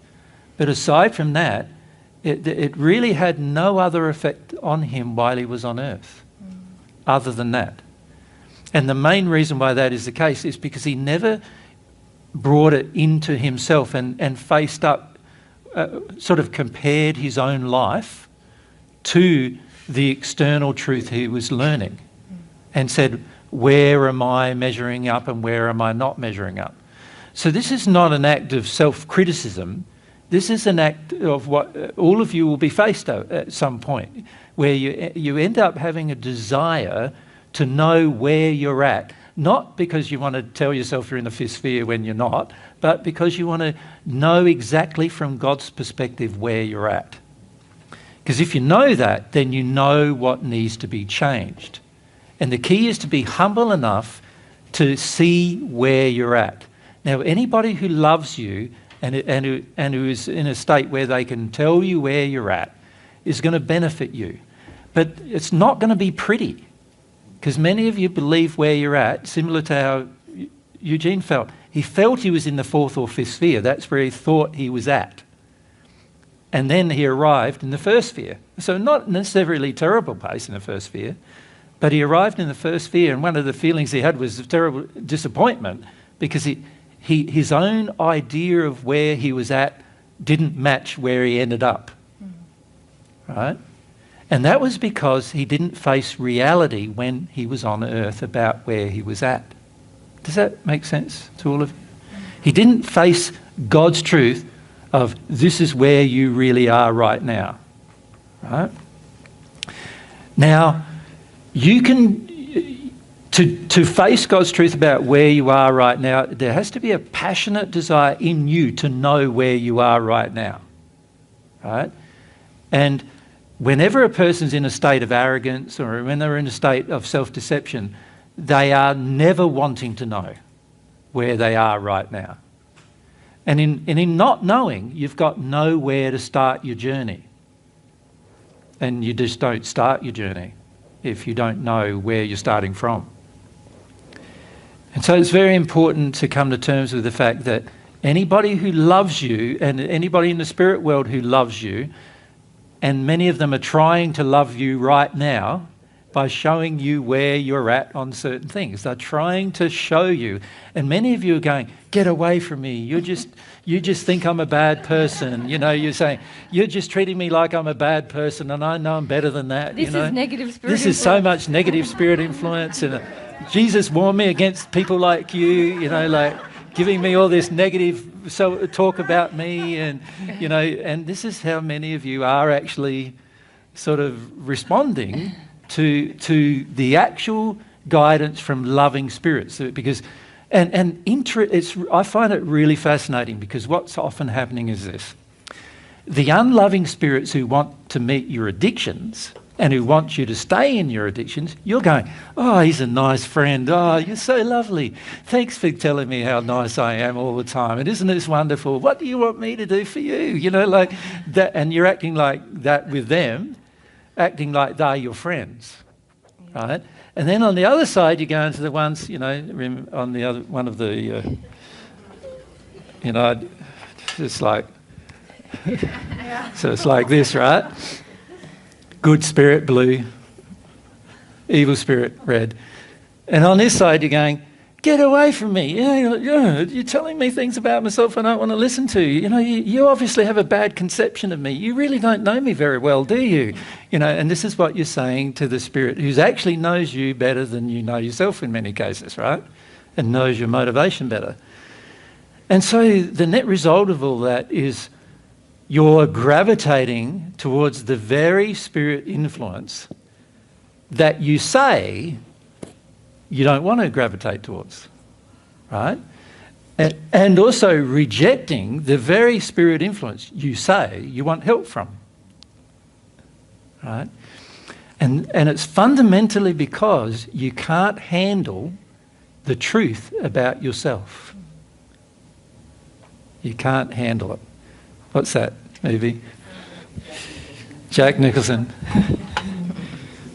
In All Good Men, wasn't it? A Few Good Men. Few Good Men or whatever. You can't handle the truth, so I handle it all for you, right? That kind of thing. And the biggest problem most of us face is that we can't handle the truth about ourselves. This is where most of us on earth go astray. We're not willing to face up the truth about ourselves. We're willing to attack ourselves, pull ourselves down, but not willing to face the truth about ourselves, right? We're also willing to prop ourselves up and make ourselves feel good about ourselves. We're also willing to do that, but not face the truth about ourselves, right? To actually progress, we need to face the actual truth as God sees it about ourselves. And most of us would like that truth to be something like that makes me feel like, I'm pretty good, right? Right? That's how most of us are, really. We want to be propped up in our own opinion of ourselves. And when that doesn't happen, we just attack ourselves instead. But both of those things are not facing truth about yourself. A person who's truly wanting to face truth about themselves is happy to receive the truth, look at it, look at the evidence. You know, the way you treat others is evidence. The way you treat yourself is evidence. The way you treat your children is evidence. The way you treat your family members is evidence. The way you treat the environment is evidence. Look at the evidence. Examine the evidence and ask yourself, am I acting in a condition of love towards all of these things, right? Look at the evidence and then be aware that you're perfectly willing to distort the evidence in favour of yourself. So it's very important that you start getting not the opinions of others who are also willing to distort the evidence in favour of themselves, but rather to start getting someone's opinion, like either spirits who are not willing to do that, or God who is not willing to do that, their opinion and their help to assess. So as you've seen with Eugene, he had some spirits come along to help him, and they showed him what he did with his life. They said to him things like, look at what you did here. See how you were engaging these spirits there, these Catholic spirits, and you were willing to have arguments with those Catholic spirits, but when it come to the Catholic minister in your own backyard, you weren't willing to have the conversation with him. Instead, with him, what you wanted to do is wait till he passed and then have the conversation with him. Right? And so they show him pictures like that, and you go, and then he's come face to face. Well, why? I thought that I had courage by talking to all these Catholic priests in the spirit world, but actually in my day-to-day life, I'd never acted in courage with regard to them. Does that make sense?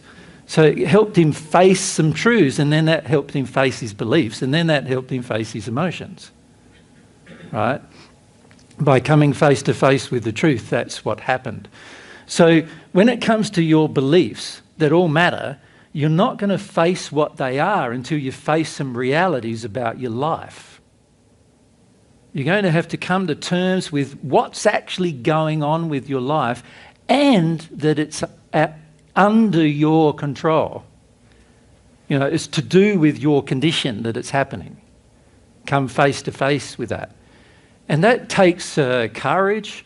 It takes some bravery. It also means you're going to have to face some feelings, and you're going to have to come face to face with the fact that for many of you, you're not as bad as you think, and for many of you, you're not as good as you think. Right? You're going to have to come to face with these particular issues. The best time to do it is now. Now. Because, the problem with not doing it now is if you start doing it next year, you're going to have a years of regret as well added to that. Does that make sense? By not doing it now and waiting to the spirit world, you're going to have how many years between now and the spirit world's regret, with all the subsequent feelings of that. That makes sense? You're best doing it now. That's the time to do it. Robert? Just to be clear, you're saying it's not very valuable to solicit the opinions of others who are sort of like... Well, it depends, doesn't it? If the person is more loving, then soliciting their help might be helpful. However, demanding their help is unloving. And I'd been seriously considering how to engage people I thought I may have harmed. Yes. But I also know that they definitely don't share the definition of love and truth that God has. That God has. Yep. And so that's made it very hard for me to understand like what the real value of that would be. Yeah. Well, it sometimes can help you come to see. There's many people I've approached and talked to about how I've treated them in the past, but I've always gone after I've listened to them. I've always gone away and gone, well, what's God's opinion about what they're saying? Like, is that actually accurate too? Like, but there is something to bear in mind. If you do feel a sense of guilt in your past behaviour, then it's probably because some parts of your past behaviour haven't been good. Right. So, firstly, focus on all of those. But see, the average person doesn't want to feel guilt. That's why they don't want to look. Yeah. But I think, if I'm understanding you, you're sort of saying, look, I can see that, say I've harmed Jesus, but Jesus doesn't even think that it's harmful, or he doesn't think that it's harmful in the way that I now think it's harmful. Right. But that doesn't diminish the value of saying to the person, I harmed you in this way. This is harm. Because that's the truth, isn't it? So that there is... But what you're saying, though, is how do I tell whether when somebody comes to me and says, you've harmed me in this way, and you go, have I or have I not? No, it's hard. If you don't have God's opinion, can you see it's going to be... Very hard. Right. You might be being blamed for something that wasn't even your fault. Right, and that's I'm actually saying both of those things. Okay, Correct. no, Correct. we picked it up. Yeah. So if you're sure by God's definition that you've harmed the person, even if they don't agree, there's value in being truthful, isn't there? Yeah. Just saying it. Yeah. Well, because it also, at some future point, they might look back at that and go, oh, actually, this is what Robert meant. This is happening, But then if people are just approaching you going, you've harmed me this way and you've harmed me that way, and then you have to work on your relationship with God to establish which bit was harm and which bit was not. Yeah. Pretty much everyone in my life was doing that when I started. Like, everybody was saying that I was the harmful person all the time. Mm-hmm. So when I left the religious faith I was in, everybody around me, nobody would speak to me. They all said that I was the one doing harm by leaving that faith. And I actually felt, from God's perspective, it was the one good thing I'd done in the last few months, was to leave it, sort of thing. And everyone around me was saying it was the very worst thing I'd done. In fact, they were saying that from then on, all of them, my family and everyone, treated me as if I was dead. Wouldn't speak to me, wouldn't acknowledge me in any way, wouldn't talk to me. If I had died, there was a period in my life whereas if I had died, nobody would have known for years, actually. Yeah. But there's even, if you don't mind me saying, but like in your relationship with your sons, areas where you know you've harmed them and they don't think it's harm. They don't think it's harm. And then there's areas where you haven't harmed them, but now they think that's harm. Because you're not meeting addictions that you previously established. That's right. Then they think, oh, that's harmful. Yeah. Dad doesn't love me. This is why it's so important to get the conscience working. Yeah. Get God's opinion on everything, because and particularly for myself, it's been important because, when you're the first person doing something, if you don't have God's opinion, you've got everybody else's. And everybody else is going to disagree with you on everything, pretty much. And so in the first century, that's what it was like for me. If I didn't have God's opinion, it would have been terrible because everybody disagreed with me about pretty much everything. And I had to work through, all of that, why they disagreed, what's going on, what their beliefs were, how they felt about it, why they felt the way they did about it, how that affected other people, how that was affecting my beliefs. I had to work through all of those things. And without God, that would have been impossible. It's so hard to come to a proper realization in yourself as to what the truth is. You have to do it, you'd have to experiment on every single level, on every single thing, and measure the results for every single thing. So to accurately do it without God would require thousands and thousands of years of experimentation, if you're the first. See, many of the people we talk to who've even progressed on the natural love to the sixth sphere, and they've done that, let's say, in 100 years, they haven't been the first to do it. The very first people who did it took tens of thousands of years to do it. So, and the first ones weren't Ammon and Aman because they were slower than some of the others that came along after them. But they took tens of thousands of years to get to the sixth sphere condition because they had to do it through experimentation on every single issue you can imagine. Now, I look at that and I go, wow. When I met those people first, it was some of the people I met in the spirit world, just because I was interested, in finding the people who first reached the sixth sphere. I was interested in talking to them, how did you do that? I'd had the experience of having the conscience open and being able to listen to God and talk to God about that. They still had their conscience open, but they weren't even aware how to even use it for thousands of years. How did they do that? What they described is just this never-ending experimentation of every single thing. And every time the experiment went wrong, they went down in their condition a bit. And every time it went right, they went up in their condition a bit. And so eventually they found the right path by this experimentation process and eventually reached the sixth sphere. And fortunately, they reached that place where they could then teach others to reach it using the same methods they found. But it took them thousands of years to do that. And when I look at that to me, that's pretty amazing that they did it, but also a bit scary in a way, as well, in the sense that, wow, without God, it's just so much effort, and it's also actually impossible to go beyond the sixth sphere without God anyway. So it blows me away that people even did that, given the injuries they imbibed on earth, that they even decided through.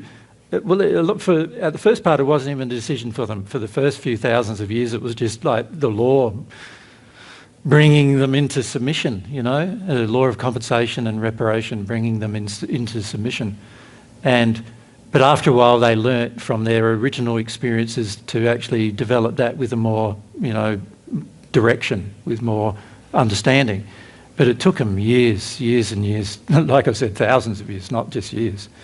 And if you can do it with God, it's a completely different experience because you're able to have a measure. It feels to me like this.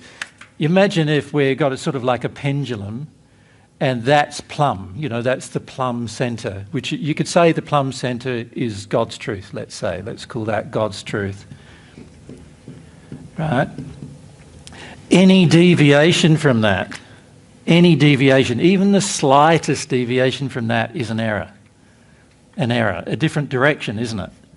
Any deviation from that. And you can go, deviation all the way around, can't you? But let's say any deviation from that is the error. Now, can you see that if you've got to experiment with every single error before you find the truth, you could be one error after another one after another. This is how many of you are living your lives up to now, right? Experimenting with this. Oh, did that work? No, that didn't work. I'm not that happy from that, and do another thing. Many of you have done this with religion even, haven't you? You've gone, that religion, I've tried that for a while, didn't work. I tried one with my family, that didn't work. Oh, well, I did another one and that's not working, and then do another one, that's not satisfying either. And eventually some of you have come to the point of listening to the divine truth. But it's taken years of experimenting. Like, if we were all taught, that we could just talk to God and get answers if we're humble enough, and we taught how to use the conscience, then we wouldn't need to deviate.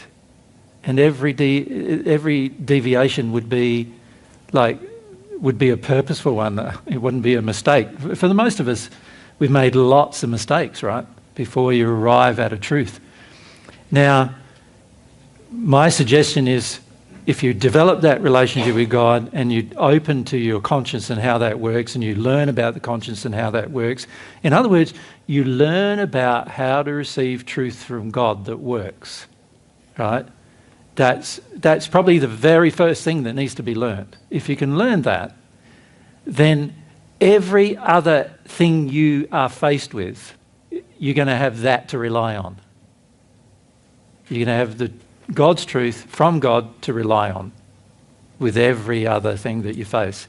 But if you don't do that, then it's just going to be this very long-winded and exhausting and sometimes very hopeless, almost trial and error over and over and over and over again.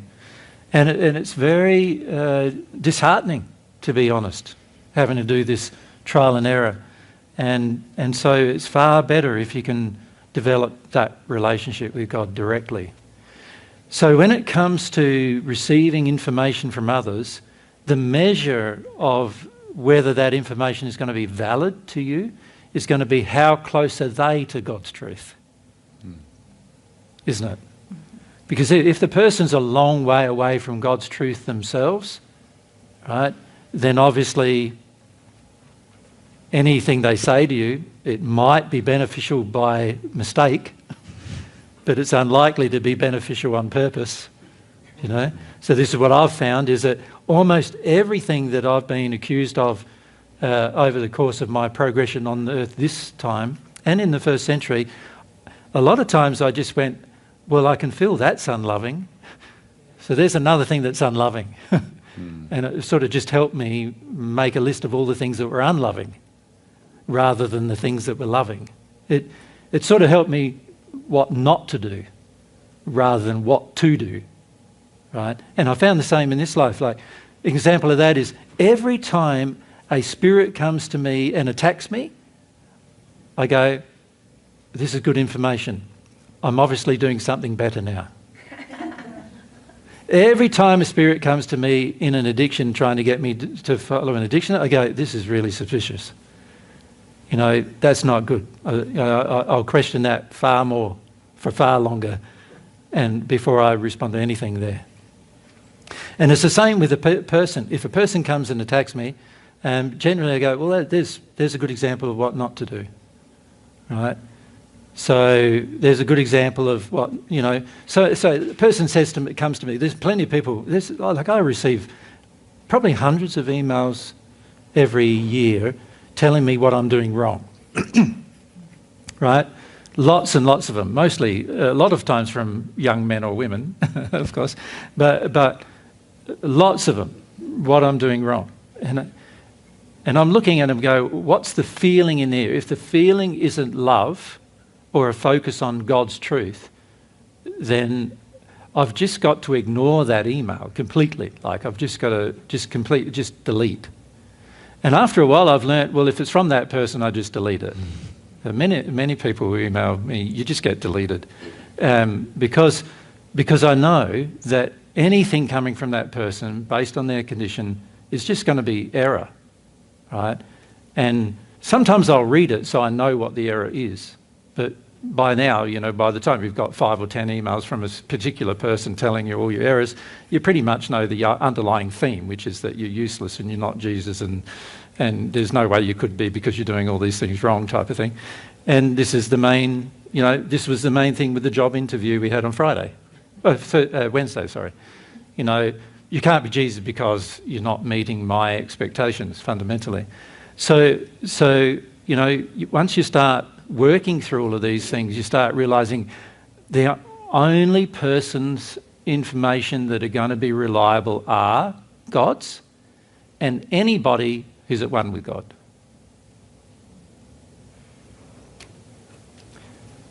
Everyone else has a fair degree of unreliability.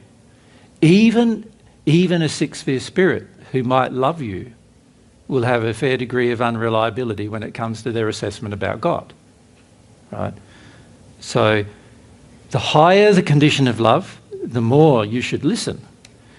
But of course, listening is different than like taking it on board and then applying it.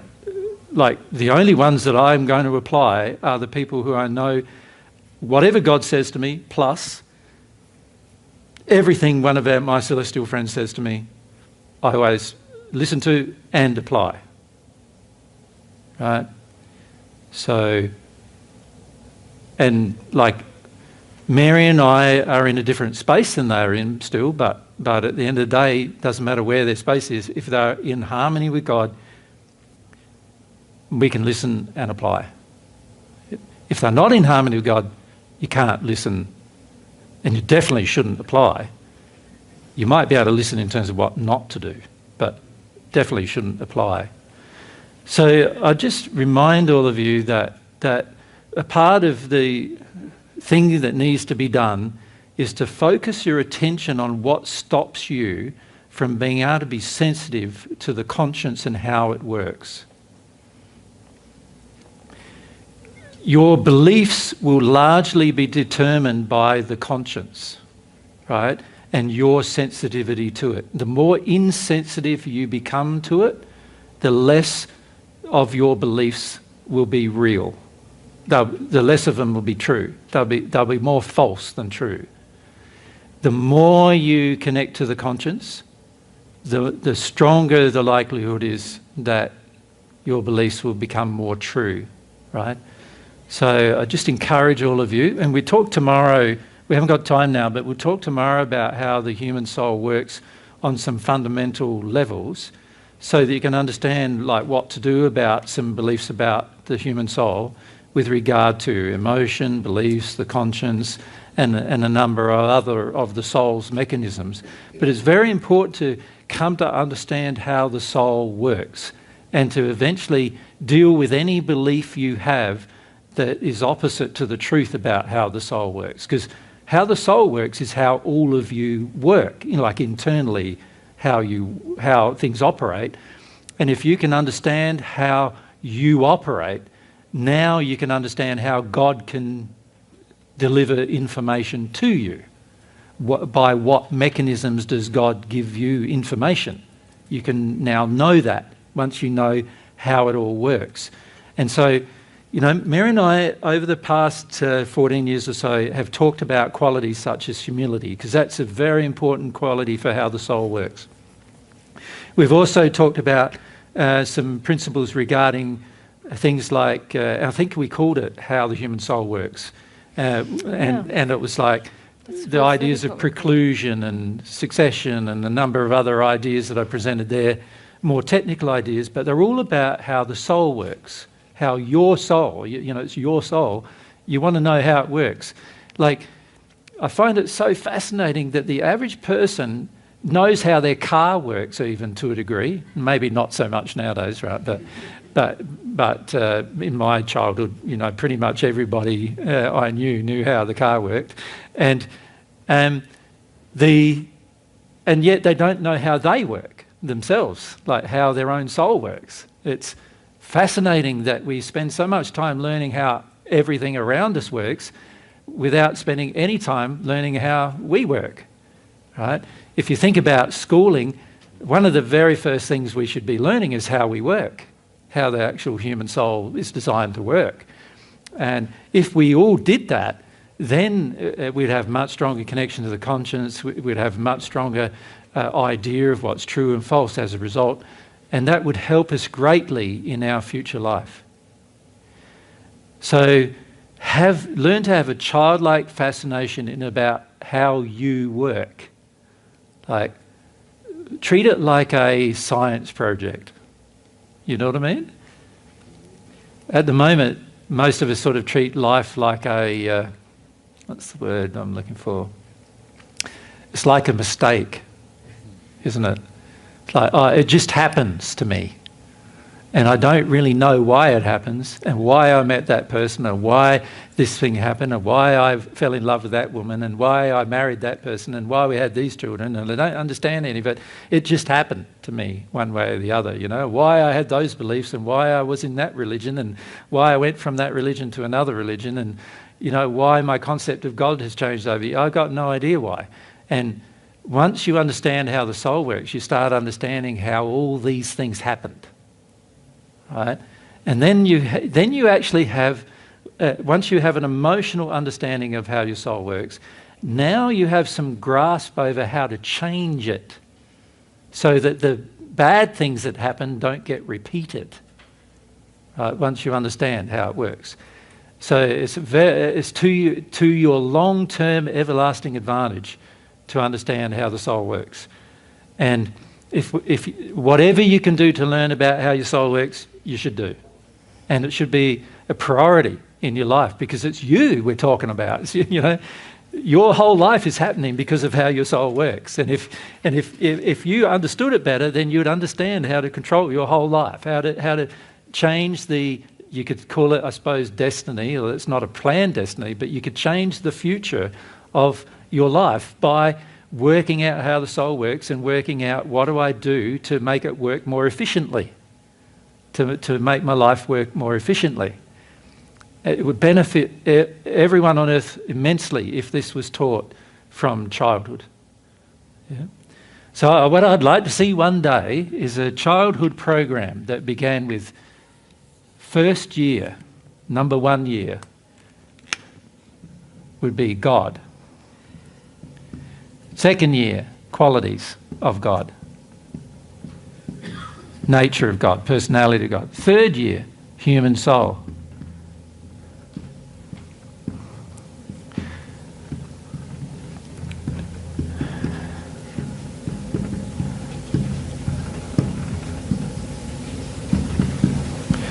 Emotions and beliefs. And probably in there, in qualities, there should be principles, right? Such as love, what that is, truth, how that feels, humility, how that feels, faith, how that feels. There you go. I've just done a syllabus for the first 4 years of everybody's life. Do you know what I mean? Wouldn't it be wonderful if you be taught these things by the time you think 5 years, 6 years old, 7 years old, 8 years old? By the time you're 8 years old, you would be able to handle all of your own feelings and emotions. You'd be able to understand how your human soul works. You'd understand what a principle is versus what a law is, right?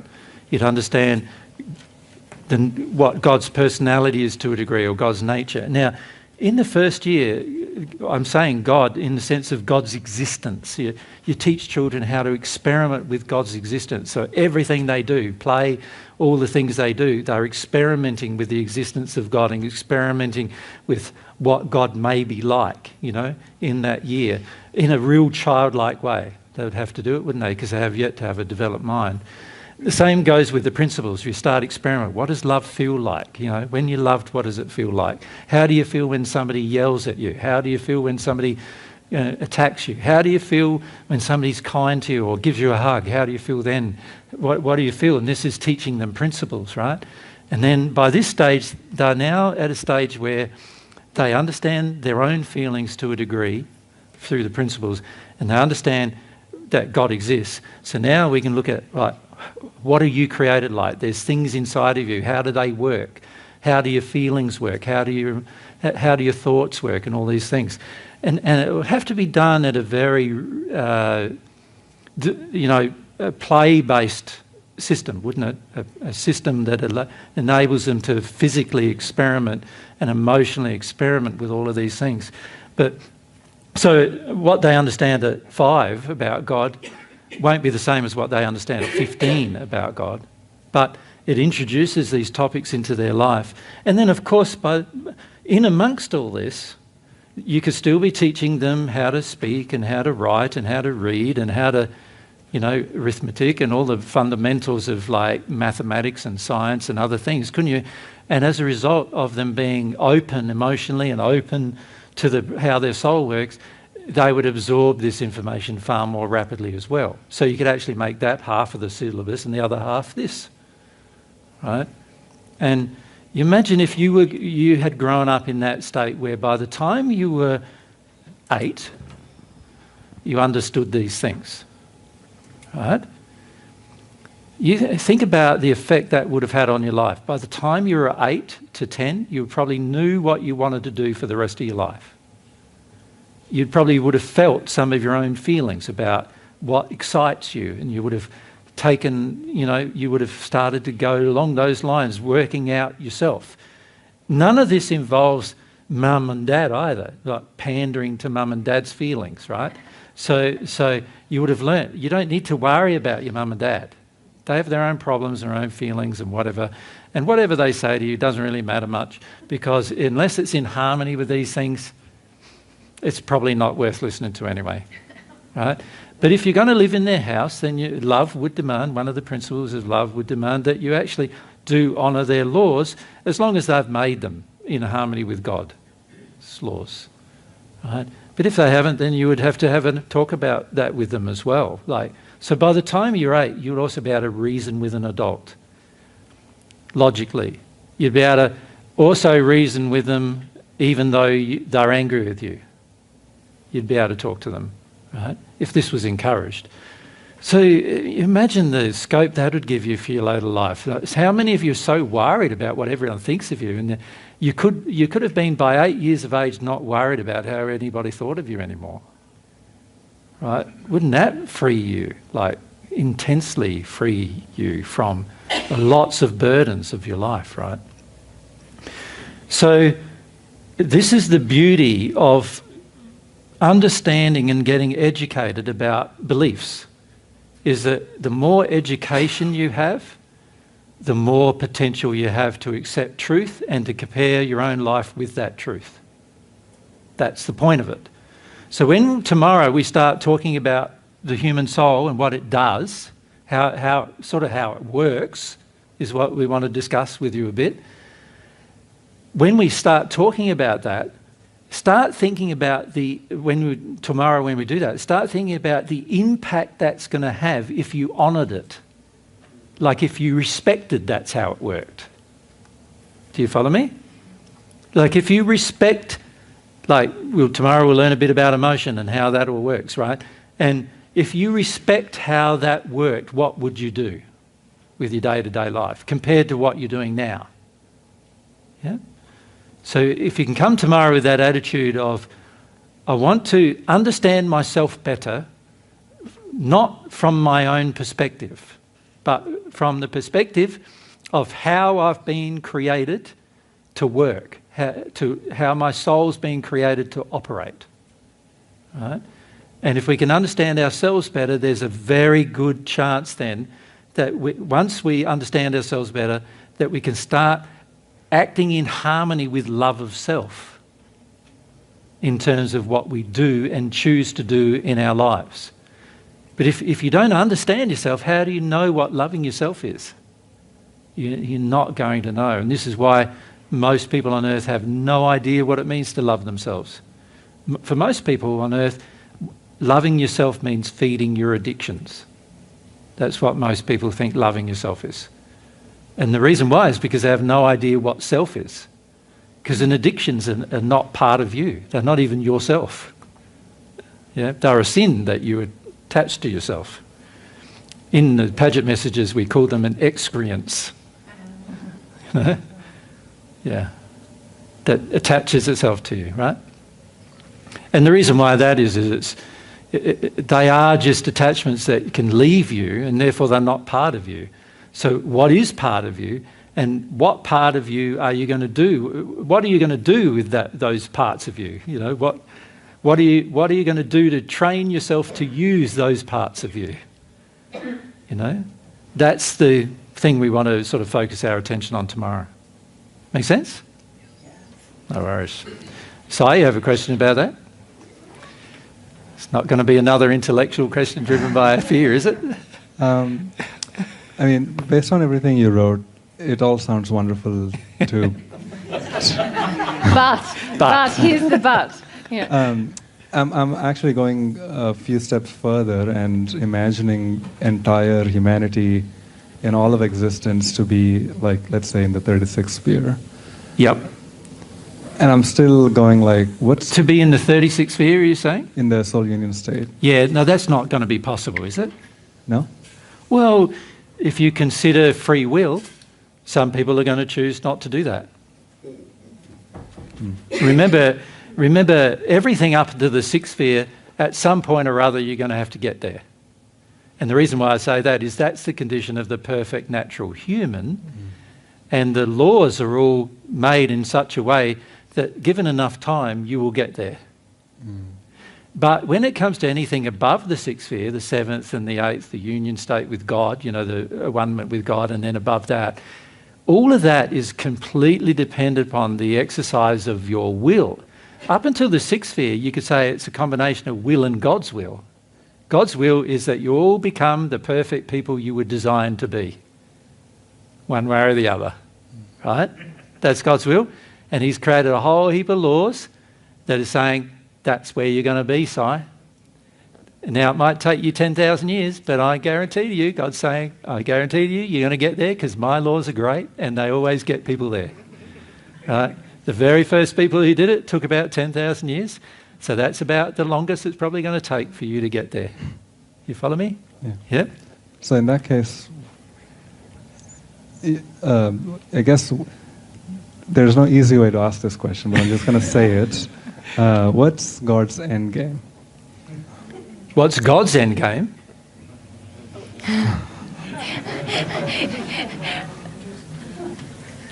Well, the reason why God created you is because God wanted you to experience sharing God's love, sharing the experience of God's love. God knew God's love was fantastic. And he wanted to have children that would experience his love. And that's the only end game. There's no other planned destiny, planned goal for you. Now, of course, in that end game, how much you experience that love is going to determine by a lot of truth. It's going to be determined by a lot of truth.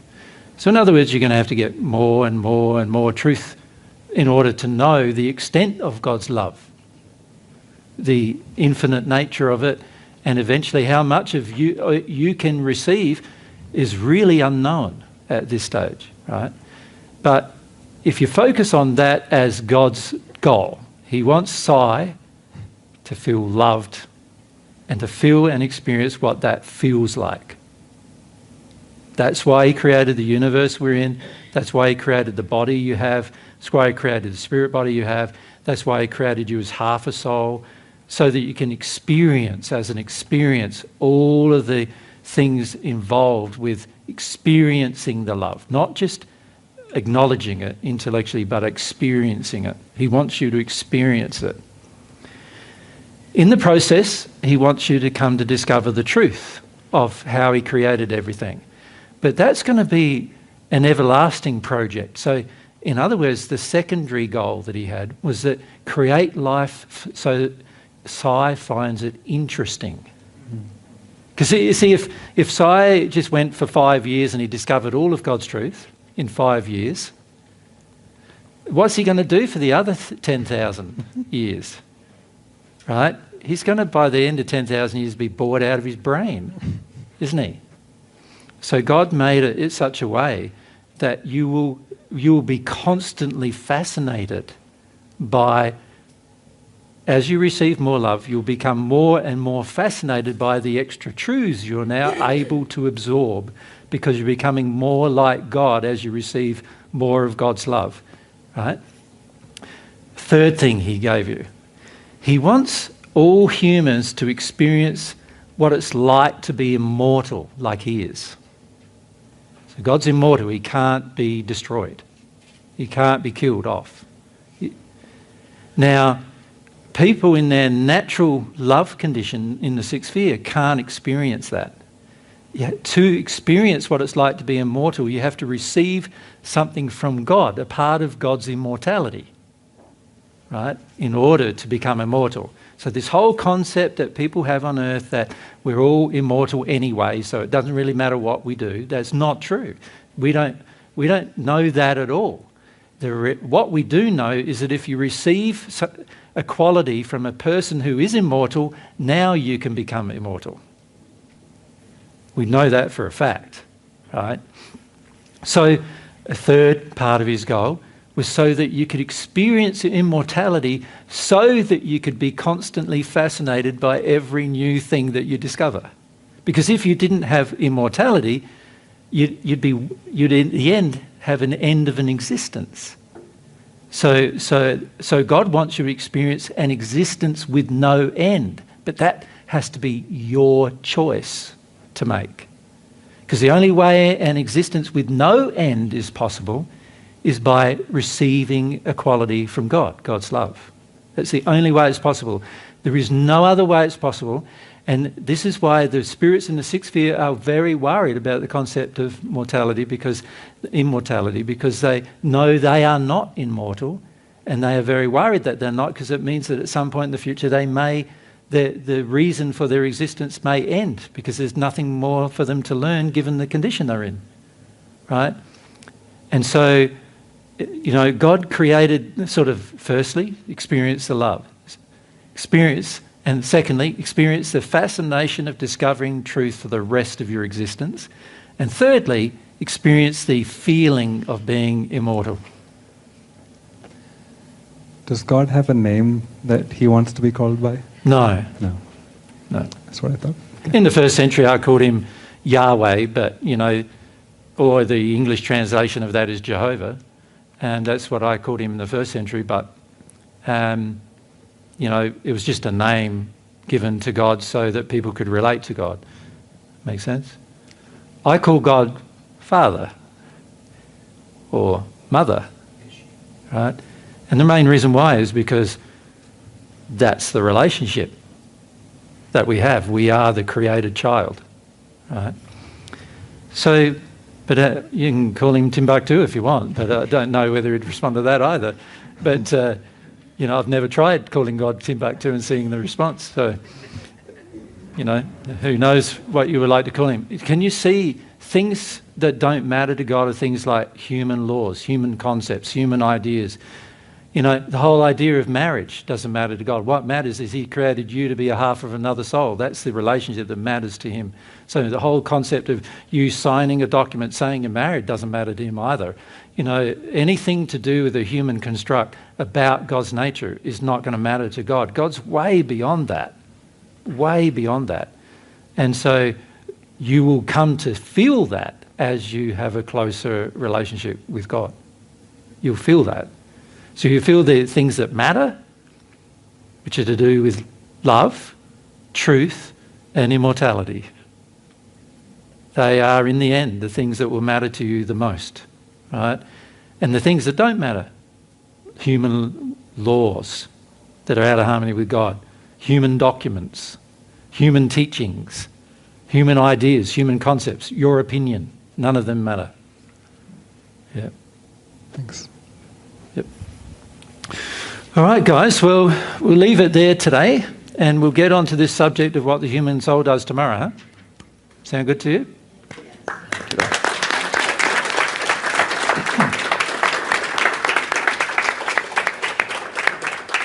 Tomorrow we just need to remind you that Mary and I and a few people involved will have to pack up afterwards, so we won't have much time to spend with you afterwards. I think we have a time we have to be out of here. I think it was 6 p.m. or something tomorrow.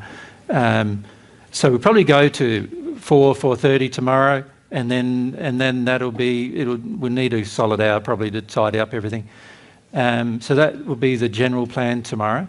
We also may do a bit of mediumship tomorrow, talking to some spirits about the human soul as well, because there's a lot of spirits in the spirit world who are struggling with the concept of what is my soul and what do I need to do to make it grow and things like that. So we may involve them in the process tomorrow as well. All right. We might try something a bit different. We'll see, but maybe just fielding their questions as you're presenting rather than doing a formal mediumship. Yeah. We'll just involve them as questioners in the discussion. Like you'd have your microphone, yeah. Yeah. So Mary will have sort of like the microphone. When she's a spirit, she'll be able to say the spirit and the name and what they're asking about, right? And we'll talk to them a bit in that regard. So that way, because a lot of them hang around for a long time in these discussions waiting for us to say something important. And that often means that to them, they don't feel much I'm saying is important until certain times. And that's because most of us are can't really see in the situation that a lot of the stuff does apply to us, And so unless we have some kind of personal interaction, it helps us to see that things apply. So that's we'll do that tomorrow. And like I said, we'll finish about 4:30 or thereabouts tomorrow. Some of you have invited us to go on dinners and other things, and it's highly unlikely we'll be able to do so. We're leaving, we have to leave here about 11 on Tuesday. On the way to LA, we've got a flight out from LA in the evening. And there's a number of things we need to do, passing back, cars and bits and pieces that we've borrowed from people, and packing gear ourselves, as well as usually our last day is sort of like a big pack-up day, because usually, after you've been in a place for 3 weeks, you sort of, you spread out a bit, and then you've got to get everything back into 4 cases again. So we're not sure is the answer to many of your questions as to whether we can spend any time with you on a social basis. We'll see how we feel tomorrow. Sometimes the days are exhausting and we just want to go home and have a sleep. And other times we feel quite energised, depending on the reaction of the audience. And sometimes we've gone out to dinner and stuff with people afterwards. So we'll just see what happens is the answer to that. If any of you tomorrow need to leave before 4, then please feel free to do so. Yep. Okay. Thanks, guys. See you tomorrow.